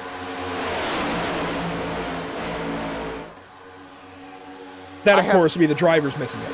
I just realized. So, obviously those viewing right now cannot see the Discord chats that are going on with these drivers that they're using to communicate, but Justin Michael has Evan Patinko and the rest of the backroad bandits back in there with him. So at least Patinko is able to work with Justin Michael, who right now is pushing that 33 to the lead, staying glued to that back bumper. Luke Rakowski going to lead at Talladega. Michael is the car pushing. Patinko is at the back end of that group. Caseo is in it. And Thomas Taylor, the one car that is one lap down, is with them on that top side. This has been the best that the top side has looked without it being all backroad bandits. Such a weird sight to see. We saw those black and yellow cars up front the entire day, and now we've just got all of these different drivers trying to find their way around. I think the one driver that I am still seeing up here that we've been seeing up front just about all day, Sean Purcell in that 7th spot. He's on the bottom line, 4th in line, trying to make something happen. 2 laps led so far for driver 04. Again, he was subject to a lot of criticism last week from that backroad bandits camp and maybe some others. Bit of an incident between him and I believe Michael Milfelt Jr. towards the end of that Texas race. But Purcell clearly shaking it off. He's out here doing his best at Talladega, and of course it is Talladega. It's easier to run forward, but it also takes a very fine art, I feel like, to continue to do it through the course of a 113-lap race. With those couple of laps he's led and continuing to be up here with very little help, he's doing a great job. That said, Rakowski going to take control of that bottom side in front of Stephen Tuck in the 10 car and Lockett in the 93, and now Michael is able to run wild on that top side with help from none other than Anthony DeSeo at KU Motorsports with with Loria and Neal, who are not in the front. So it's just interesting where these allegiances lie and how the race is working out for the time being. Absolutely. And now we see more drivers, really, I think, that we've seen all day trying to work on that top line. Obviously, we've only got 4 cars up there, but they've been committed to that top line just about the entire time. So we see a couple dipping out on the bottom. That was Tuck right there in the 10, trying to see if he gets some air on the nose. And now we've got 2 more cars jumping up to the top line. So before this race even got started, we put up a poll on YouTube asking who might win this race between 2 options. A repeat winner, somebody who's already won this season, or somebody who has not yet won this season. That vote, Zach, is no longer unanimous. It is now split with 15 votes total. 13% a repeat winner, and an overwhelming 87% a new winner. I voted in that poll. I'm not sure how I would vote, personally. I really have no clue. The odds certainly would lie with a new winner, but, well, nobody in the top 10 has a win yet this season, so that's tracking so far.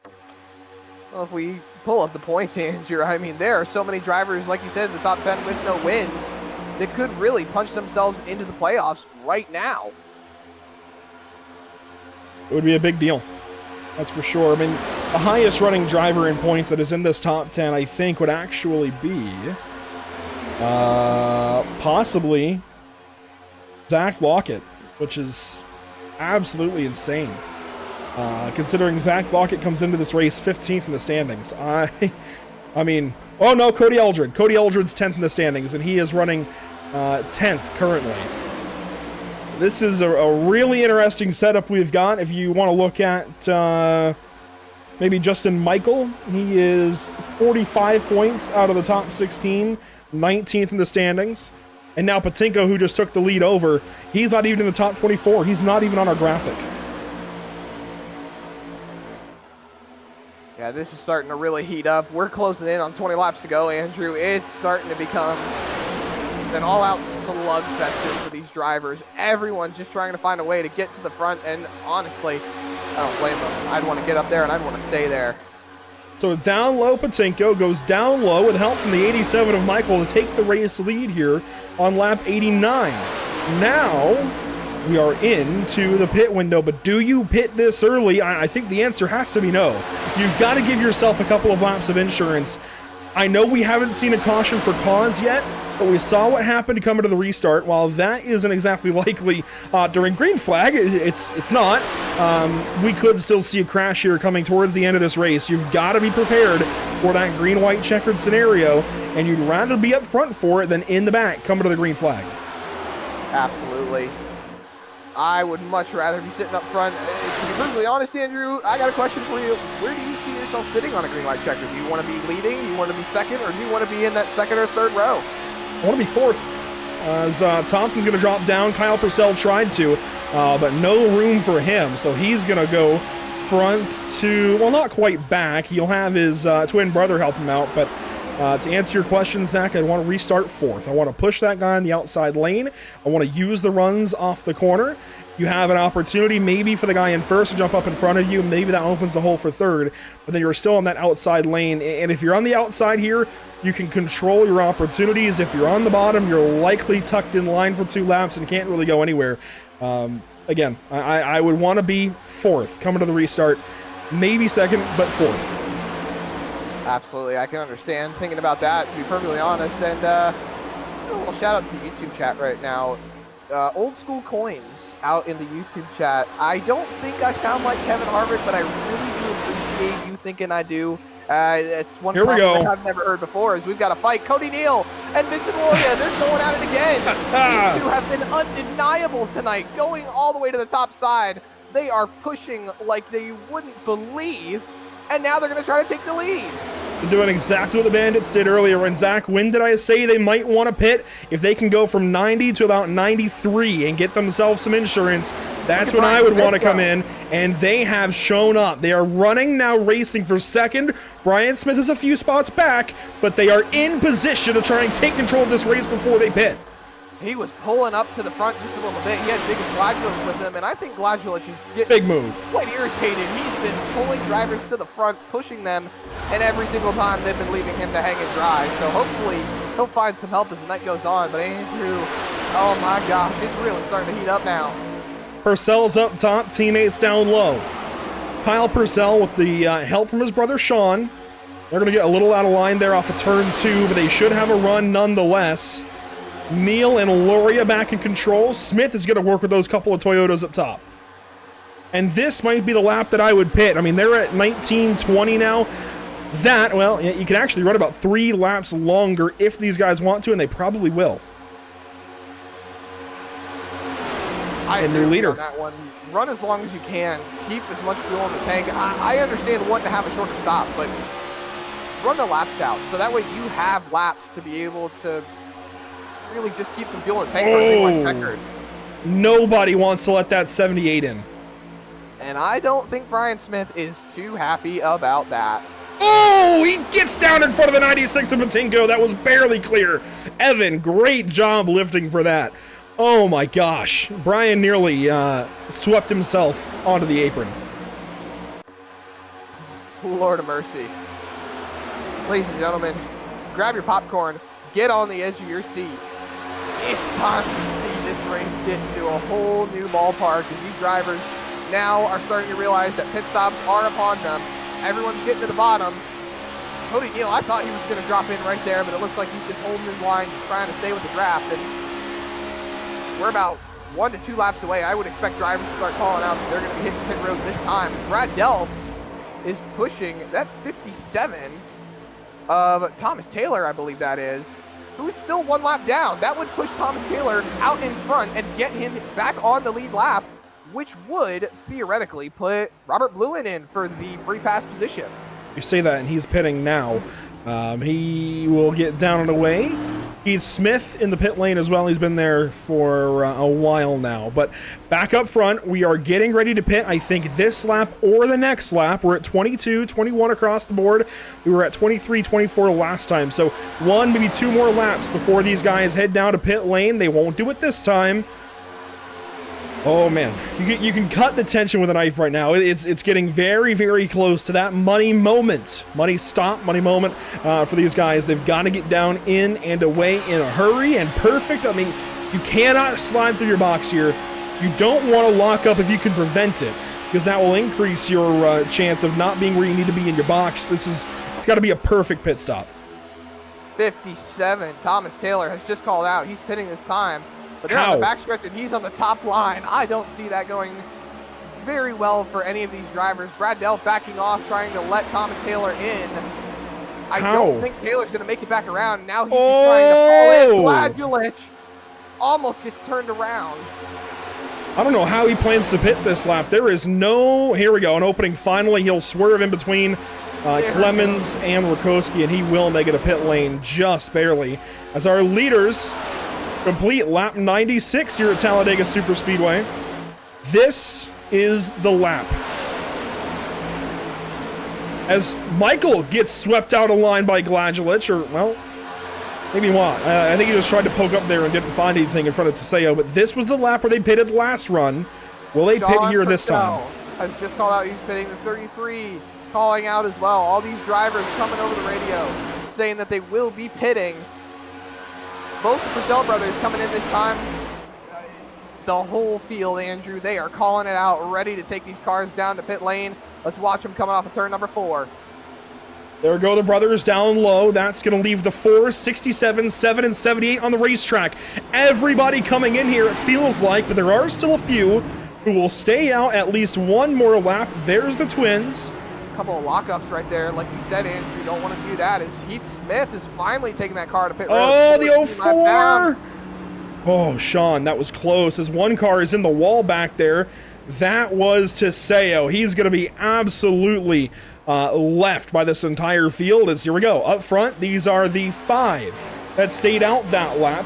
Neal, Loria, Thompson, Smith, and Gladulich. Now, you can see as well, Brzezowski did stay out, but he has no help. Good move for Gladulich, though. He had been hung back there a little bit, and he wanted to get that track position. We see the rest of the cars falling out of pit road. So nobody gets a black flag here. It was 2 and fuel. Onto the racetrack. It was 2 and fuel there, and these guys will go another lap. That's going to be tricky. That's going to allow these cars to group up and start being able to close in on them. I would have pitted right there before these cars had a chance to group up and really start closing that gap. That said, if these guys can run a perfect couple of laps and go a little further, they can stay together. They can keep their momentum rolling. This isn't a terrible idea for these 5. They have the numbers to run fast. Pit lane this time, Cameron Thompson has just called out he's pitting, and Loria and Neal have just called out their pit as well. Looks like these front 5 are ready to take it down pit road. So out of turn 4 at Talladega, finally the pit cycle will come to a close. Brzezowski is getting passed up. He just pitted a lap ago. Here comes Neal. Loria's getting a little deep here to the line. Just made it. Gladulich had a big lock coming into pit road. Loria found that he could really close the gap coming in on pit entry. I don't know if that's going to work out for him. No, he's pitting before any of them, so it does work out. The rest of the drivers trying to fall in a little bit. Brian Smith getting blocked. He missed his box. Brian Smith misses his box. That's only going to be a couple of tenths, but that's all you need. And he will be left. He should be able to tag onto the back end with Thompson. It's going to be tough. And there we go. Loria is going to lead this group back onto the racetrack, followed by Gladulich, Neal, and Thompson. Now Sean Purcell leads the other group, and they are just working on into turn number 1. How about that? They're going to blend right with them. Almost identical, although Loria and Gladulich, yeah, those guys took fuel only, it looks like. Thompson took 2, Brian Smith took fuel only. So the top 3 did what they needed to do to get down on the way as quickly as possible. There they are. And now, Thompson's a little bit off. Here comes Purcell. So it's going to be a bit strung out, but I think these guys will eventually get there. Brian Smith really lost a lot of time. He's all the way down in the 8th spot now. Gladulich went from back of the pack in the lead group to now being 2nd right behind Loria, and he has split the dominant pair to put himself in position that he could potentially win this race. If it comes down to these 3 in 13 laps, it's going to be the 67 or the 4. It's numbers at that point, but a 14 certainly can try to spoil it. This is a pretty significant gap, though. It's going to take a little bit for those guys to catch up. I think they still will, but it won't be as early as we thought. Well, the lead group has finally grouped up. The Purcell brothers back together, working to get themselves up there. They just closed 2 tenths on the leaders. And now the lead group is starting to single file out. 2 cars up on the top. That's Delph and Taylor, like they were before pit stop started. So this graphic, bottom right, is tracking from Sean Purcell. I know it says to Thompson. It's actually tracking to the 4 of Neil, and that'll adjust here when we pass the start-finish line. That is the gap these guys are working with and how quickly they're closing in. See, it's down to 1.6, and it adjusts to now tracking to Neil. They're closing, but how quickly can they get there? They've got the time. They've got about 12 laps to go. So it's not to say that they can't do it. It's just a matter of, will they have the time to be able to get there? Getting to them is one thing. Passing is definitely another. And they've started to stagnate, Zach. Yeah, now they're starting to drop back a little bit. They've lost about a tenth compared to the leaders right now. And wow. you can't be losing time. You have to stay in it, have to push with all you've got. Get up there. And Corley falling out of line now. He's still about a couple laps down. This is really interesting. If this pack just away, I wouldn't say away, but just be hanging out there for the next 11 laps, can you imagine the frustration? I don't think they'll make it that long. If they, oh, well, you see, motion, they're trying to figure something out. Here comes Michael on the top side. Now they're starting to get up there and push forward to try and put themselves into position. I think these drivers realized that the Purcell brothers were not really moving forward, and now that gap is actually closed by another 10 as Justin Michael is now out in front, the only Backroad Bandit car left to contend for this win. And again, this graphic, I know it hasn't changed yet. It's not tracking Purcell, it's tracking Neil. That'll adjust this time by. Already they've picked up 3 tenths. And they're closing. That was a big difference maker for this pack. Yeah, they're going to get there. That 87's about to sniff the draft out of turn 2. That makes a huge difference.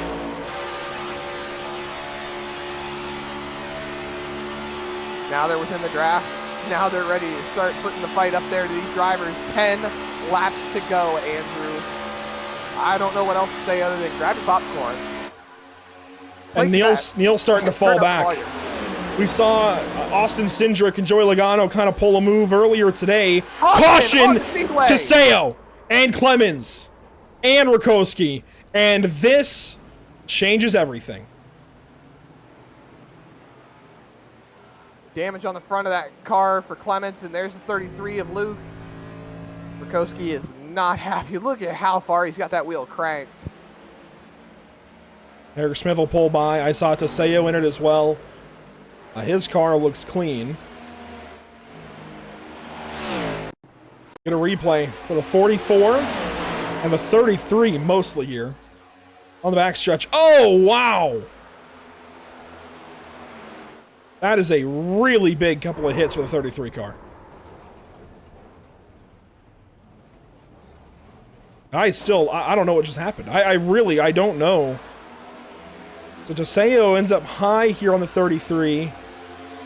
Yeah, that's all Anthony. He just got to the right rear and stayed in it.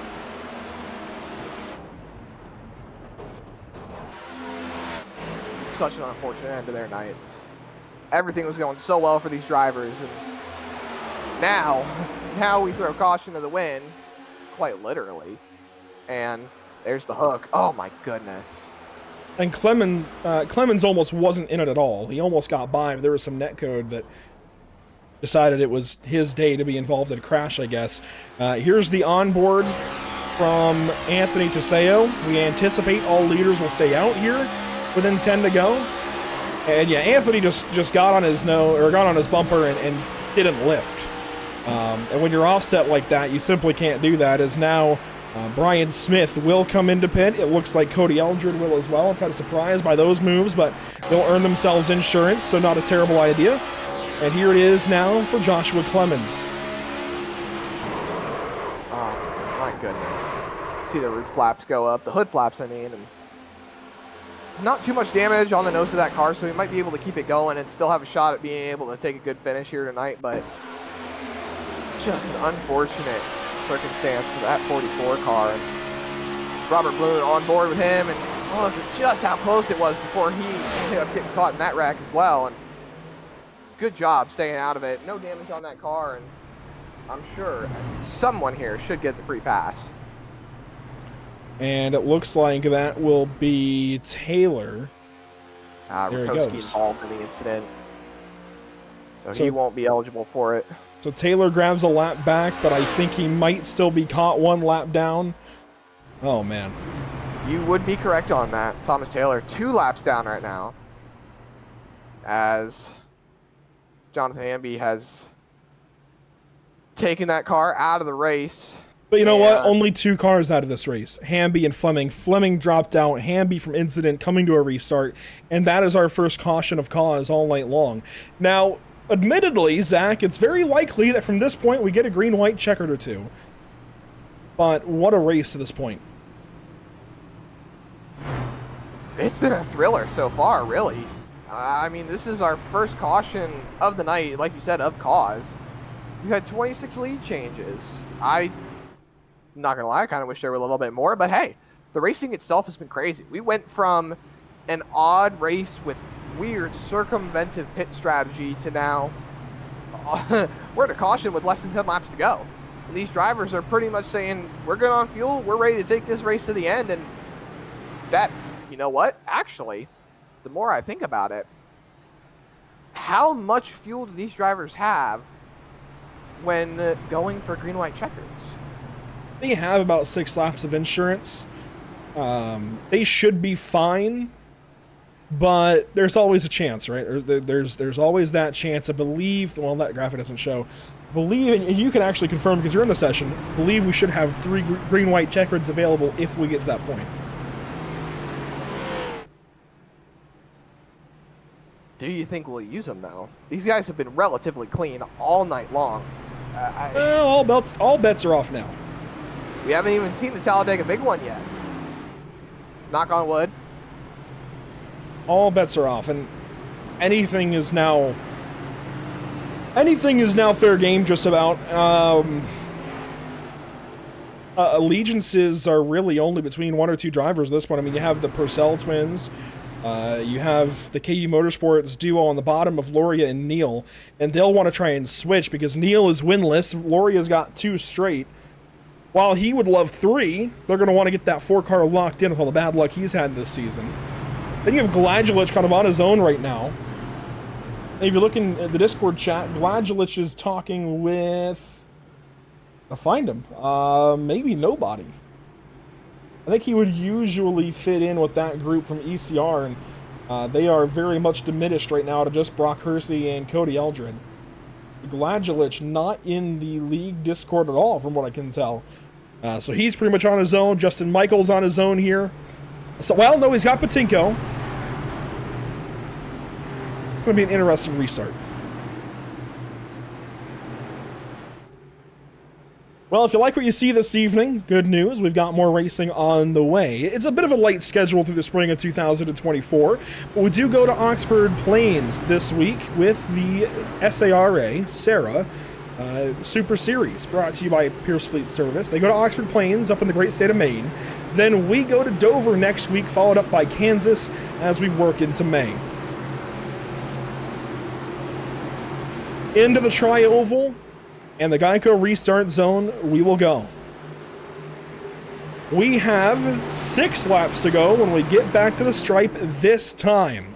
Vincent Loria, race leader. Cody Neal down low. Gladulich up top. Green flag is out at Talladega. Rakowski. Oh, the 77 has crashed. Coming to the restart. Everybody else is fine.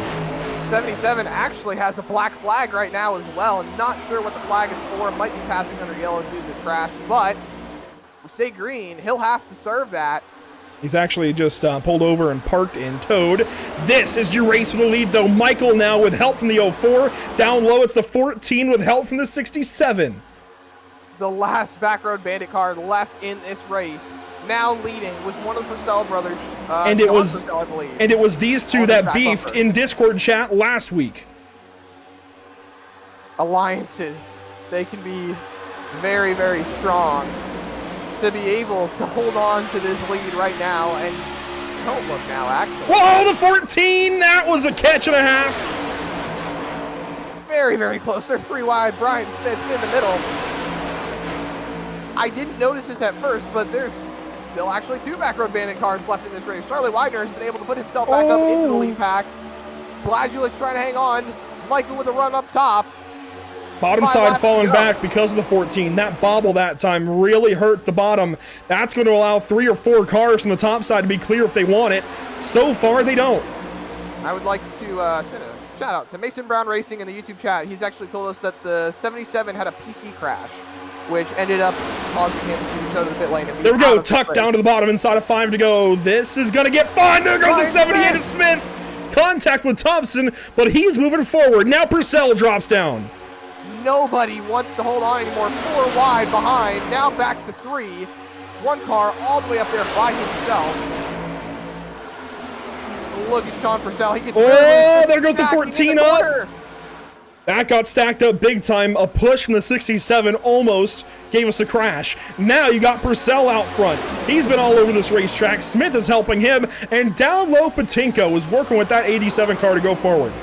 We have more people voting in the YouTube chat about if we're going to see a repeat winner or a new winner this time. 3 laps to go as we take him back to the line. Patinko now has a run. He's going to put it to the back bumpers. Charlie Widener's now up there with his teammate. Maybe they'll get hooked up. Widener goes up. To the top. Loria's going to help that Widener machine. They both go up there nearly even between the 87 and the 04 as Purcell now has the jump into turn 1. Oh, there we go, crashing. Contact. Loria is in it. The 95, Lockett, Gladulich, Delph, cautions out. Eldred, that's the big one.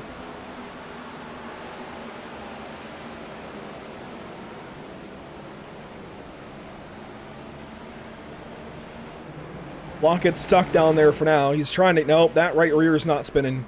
He's done. Brad Delph, very similar situation. We'll see if he can get back rolling. Lockett doesn't want to accept it. He finally tows.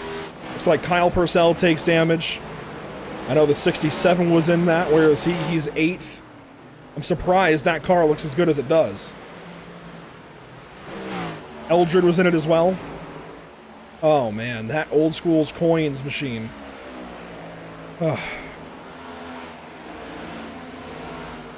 That's Talladega. That's the big one. And this will take us to Icon Overtime. We'll talk more about that after we take a look at these replays. Eldred was a little ways back of it. It's going to start up around the 67. But who was it that got turned? I think it was Widener. And Loria just got on his left rear. He tried checking up. Neil got to him, and that's what sparks the crash. And that breaks up the dominant duo of the day. Loria looks like he'll still be able to continue for the most part. Not without the damage. Cody Neal scraped the wall trying to get by it as well. But that's multiple drivers who were so fast today. Now out of this race. Watch it for Delph, Lockett. They go up and hit the wall pretty hard. That gets Eldred. You see the 01 of Kyle Purcell through it with fruit snacks on board. Cameron Thompson was in that. Widener, I know he was a big part of it, but he had checked up pretty nicely by the end of the crash. Let's watch on board of the old school's coins machine. Cody Eldred. That's not the right camera. Here we go. I adjusted those cameras before the race. I guess the Speedway package doesn't agree, but Eldred, topside from New York, old school's coins on board. It's going to go badly right here.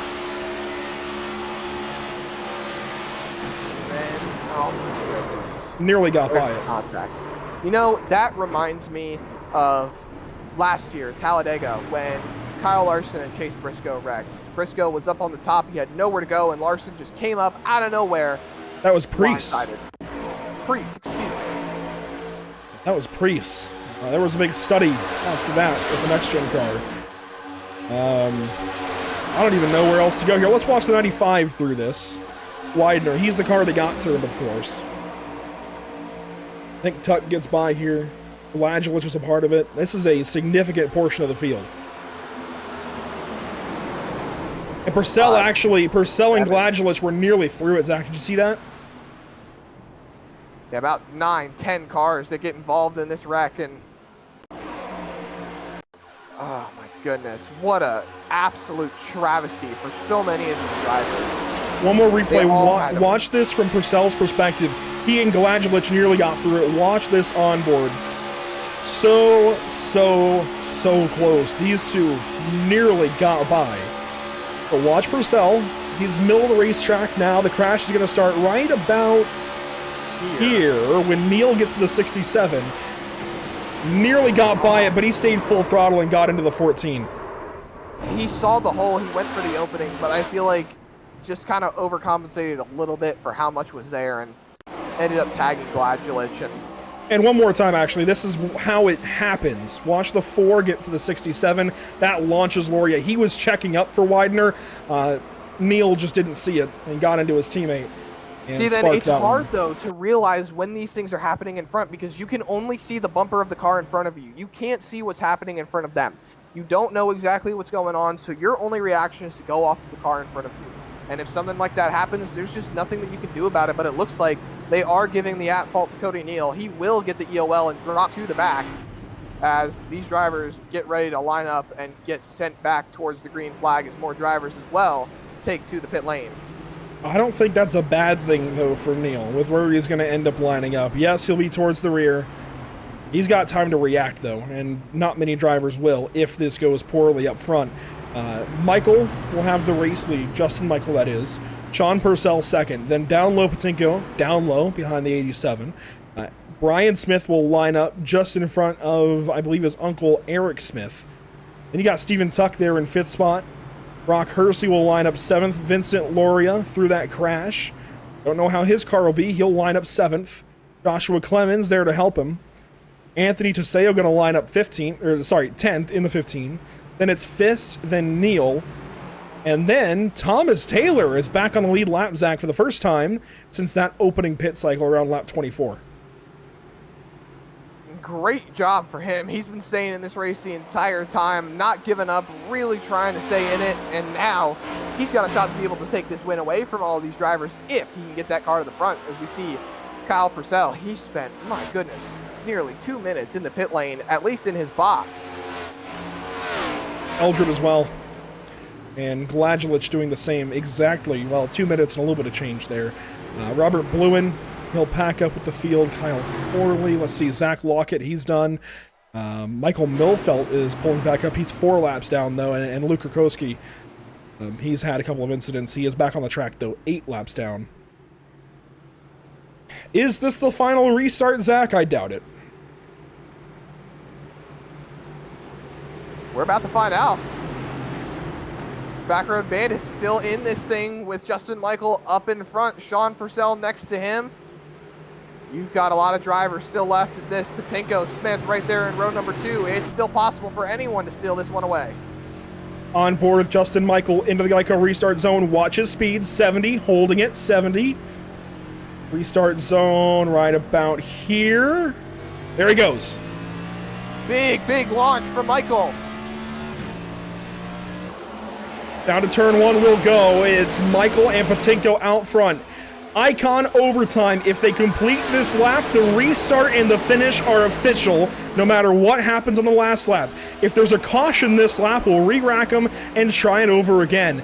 But up front, Michael and Patinko get away. The rest of the field left grasping at straws. The top 5, though, in a line. There goes Purcell down low. Sean Purcell with help from Tuck and Smith. He's trying. Everyone trying to see what they can do here to put themselves in position. 3 cars up top. Here comes Gloria, who we thought was out of this race, but now he's coming back to the front with a huge head of steam. Where is he going to put that 67? He follows Smith, who's now to the inside of Patinko. We are going to go 1 lap to go. White flag out in Talladega. It's official, Zach. Run it back to the stripe no matter what happens. Hersey nearly a crash there with Smith.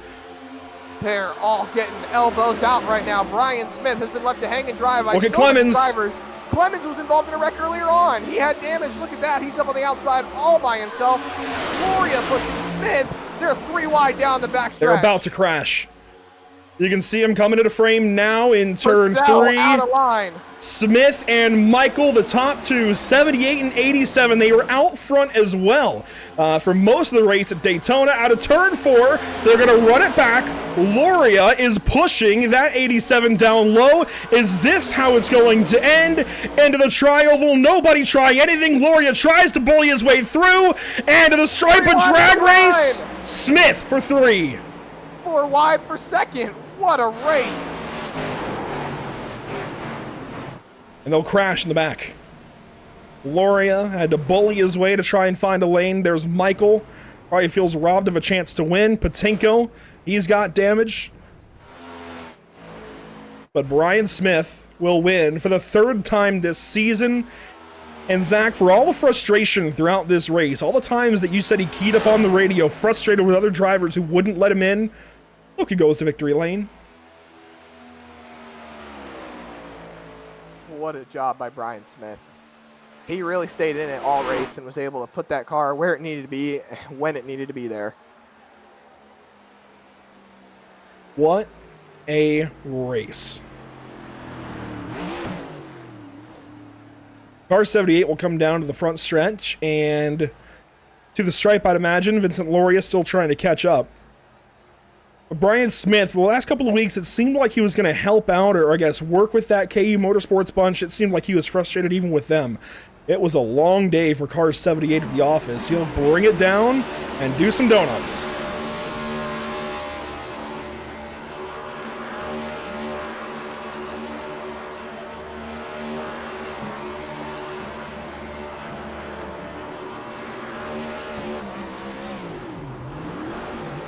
He led only 2 laps in this race.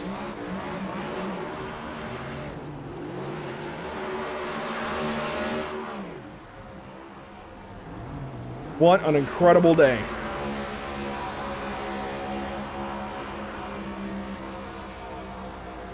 It looks like, though, Andrew, the 18% of our viewers tonight that tuned in for the poll were right. There was a repeat winner for Brian Smith winning this race tonight.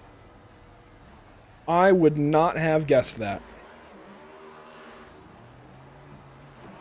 I think I would have gone with a new winner as well, but Brian Smith burns it down on the front stretch here at Talladega while he continues to celebrate. Zach, let's take a look at our unofficial race results. Brian Smith with the win, Vincent Loria, Justin Michael, Evan Patinko, and Sean Purcell, your top 5. Big days behind them, though. I mean, Patinko as well, outside the top 24 in standings. He might be in our graphic next week. But then you see Tuck there in 6th, Percy in 7th, Tiseo in the top 10, Clemens with a 9th place finish, and Kyle Purcell hangs on for a top 10 as well. Yeah, Vincent Loria we obviously pegged him for either winning this race or at least finishing within the top 3, and he did an outstanding job. Eric Smith, Charlie Widener, Cody Elred, Hanover 5th, and Cameron Thompson top 15 here tonight. And then Cody Neal, after being sent to the rear for causing that last caution, he ends up bringing it home in the 16th position. Gladulich behind him. Thomas Taylor gets it back on the lead lap, ends up finishing 18th. And then Robert Bluen and Kyle Corley 2 and 3 laps down. Then only a few drivers left in the race after that, and most of them, if not all of them, were ending up out of the race here tonight. Taking a look through the back end of your field, Milfelt, Delph, Lockett, all of these guys injured or out of the race by the end of it. Brzezowski had an issue with his PC. Wow, and the 2 new guys, Hamby and Fleming, they end up down at the bottom of the group. What an interesting way for this race to have gone. That will do it for 116 by the end of it here. But let's talk to our top 3 when it's all said and done. They've already reported to the broadcast waiting room. And first up, it is that winning driver, Brian Smith. What a day. We heard some of the chirps over the radio, Brian. A few times you were frustrated you didn't get cut breaks. But guess who goes to victory lane? You, for the 3rd win this season. That's got to feel good. Yeah, especially at a restrictor plate track. I would certainly say this is my worst form of racing. So to come away with a win here and actually use a little technique of, I was trying to keep Vinny behind me, but, not clear the 87 there. And it ended up working, so got the win. An incredible day for sure, and this just reaffirms that you are this good here on this Icon Cup Series. It's been a couple of weeks, but you're back in victory lane. This is good momentum going back to some speedways like Dover and Kansas. Absolutely. I love those two tracks. So, like I said, I don't like this track. So to come away with a win here and then go to some tracks that I do like, it's certainly nice to carry some momentum and maybe go back to victory lane next week or the week after. And we've noticed some maybe surprising alliances between you and that 67 and 4, working with them a little bit here and there. But it seemed like Neil didn't let you in a couple of times. Are you working with those guys? I mean, what's the lowdown there? We're I wouldn't call them teammates, but we're definitely an alliance.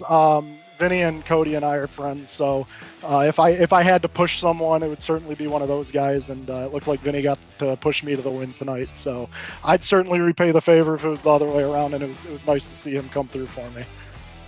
Well, there you go, Car 78 back to victory lane, win number 3 on the season. Good to talk to you, Brian. Yeah, thanks. Have a good one. And right behind him, Zach, he talked about pushing him to the win. That's the 67. Vincent Lorio, I already spoke to him once. What a day for him.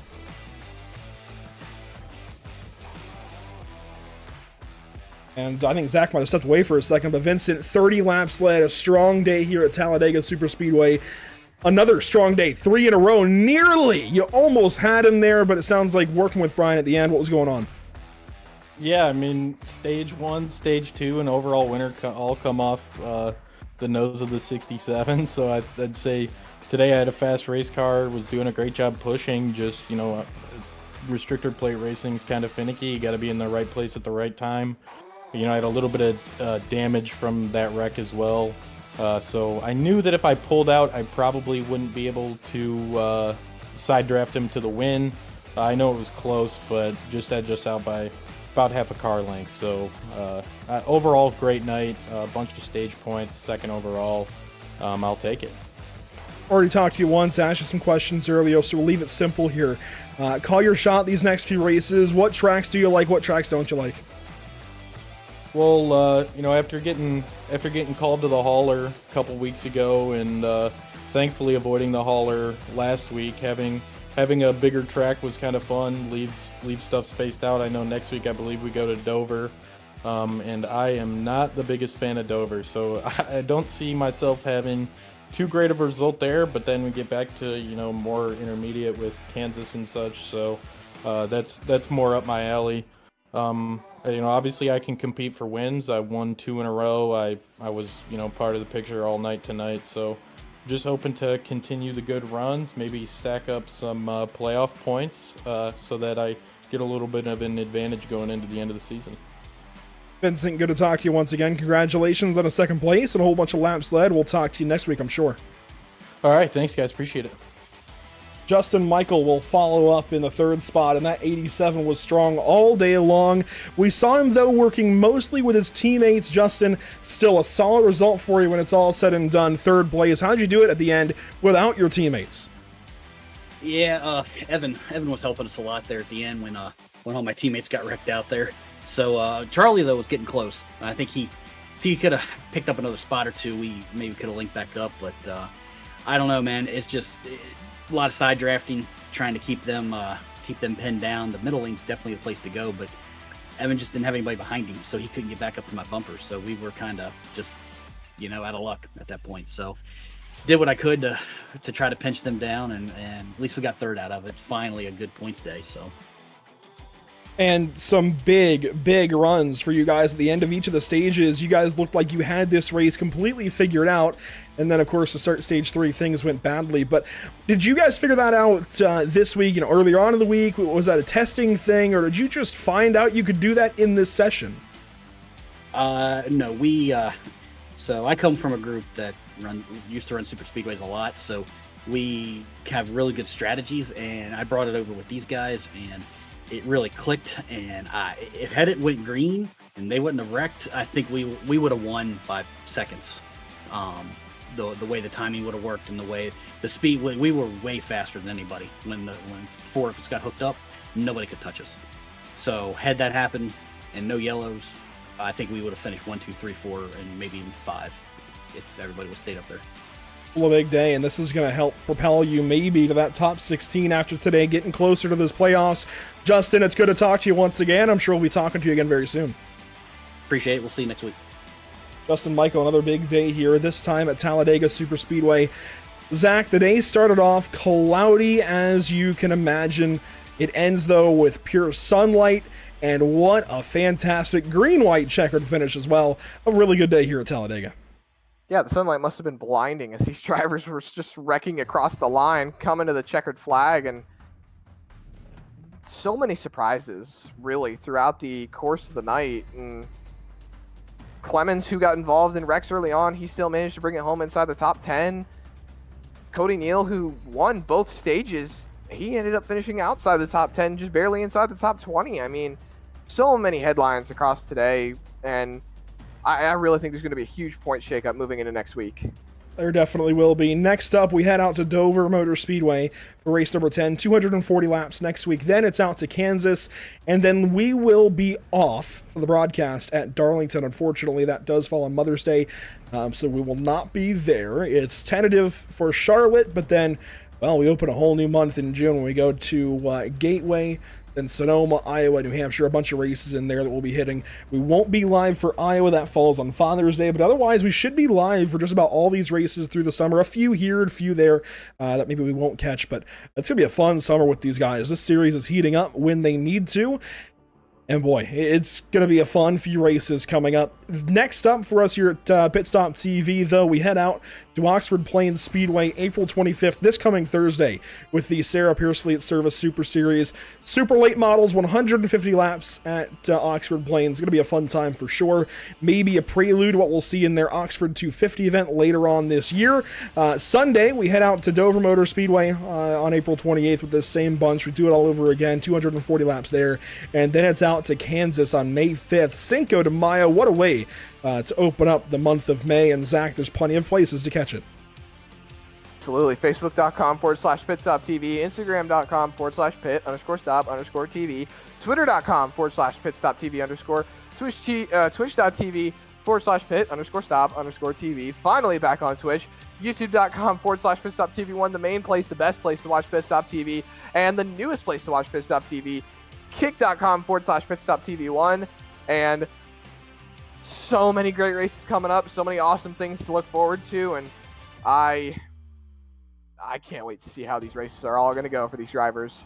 Just tuning into the league Discord chat. It's going to be an interesting week for sure, just like always. The admins had the evening off out at Nathan Finnegan's wedding again. Congratulations to the Finnegans.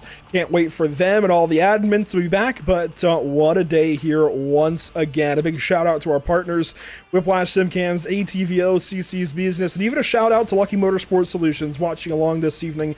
It has been a fantastic day as always. Talladega never ever disappoints. That brand new logo too, man. It looks so sick. Matches the racing here. That is it for us, though. Another race down with the Icon Cup Series. Thank you so much for tuning in. We will see you all next time. For the channel as a whole, again, we go out to Oxford Plains Speedway this coming Thursday. Next up for the Icon Cup Series, we go to Dover Motor Speedway. Don't miss that in a week's time. A whole lot more racing on the way for Pit Stop TV. We'll see you next time.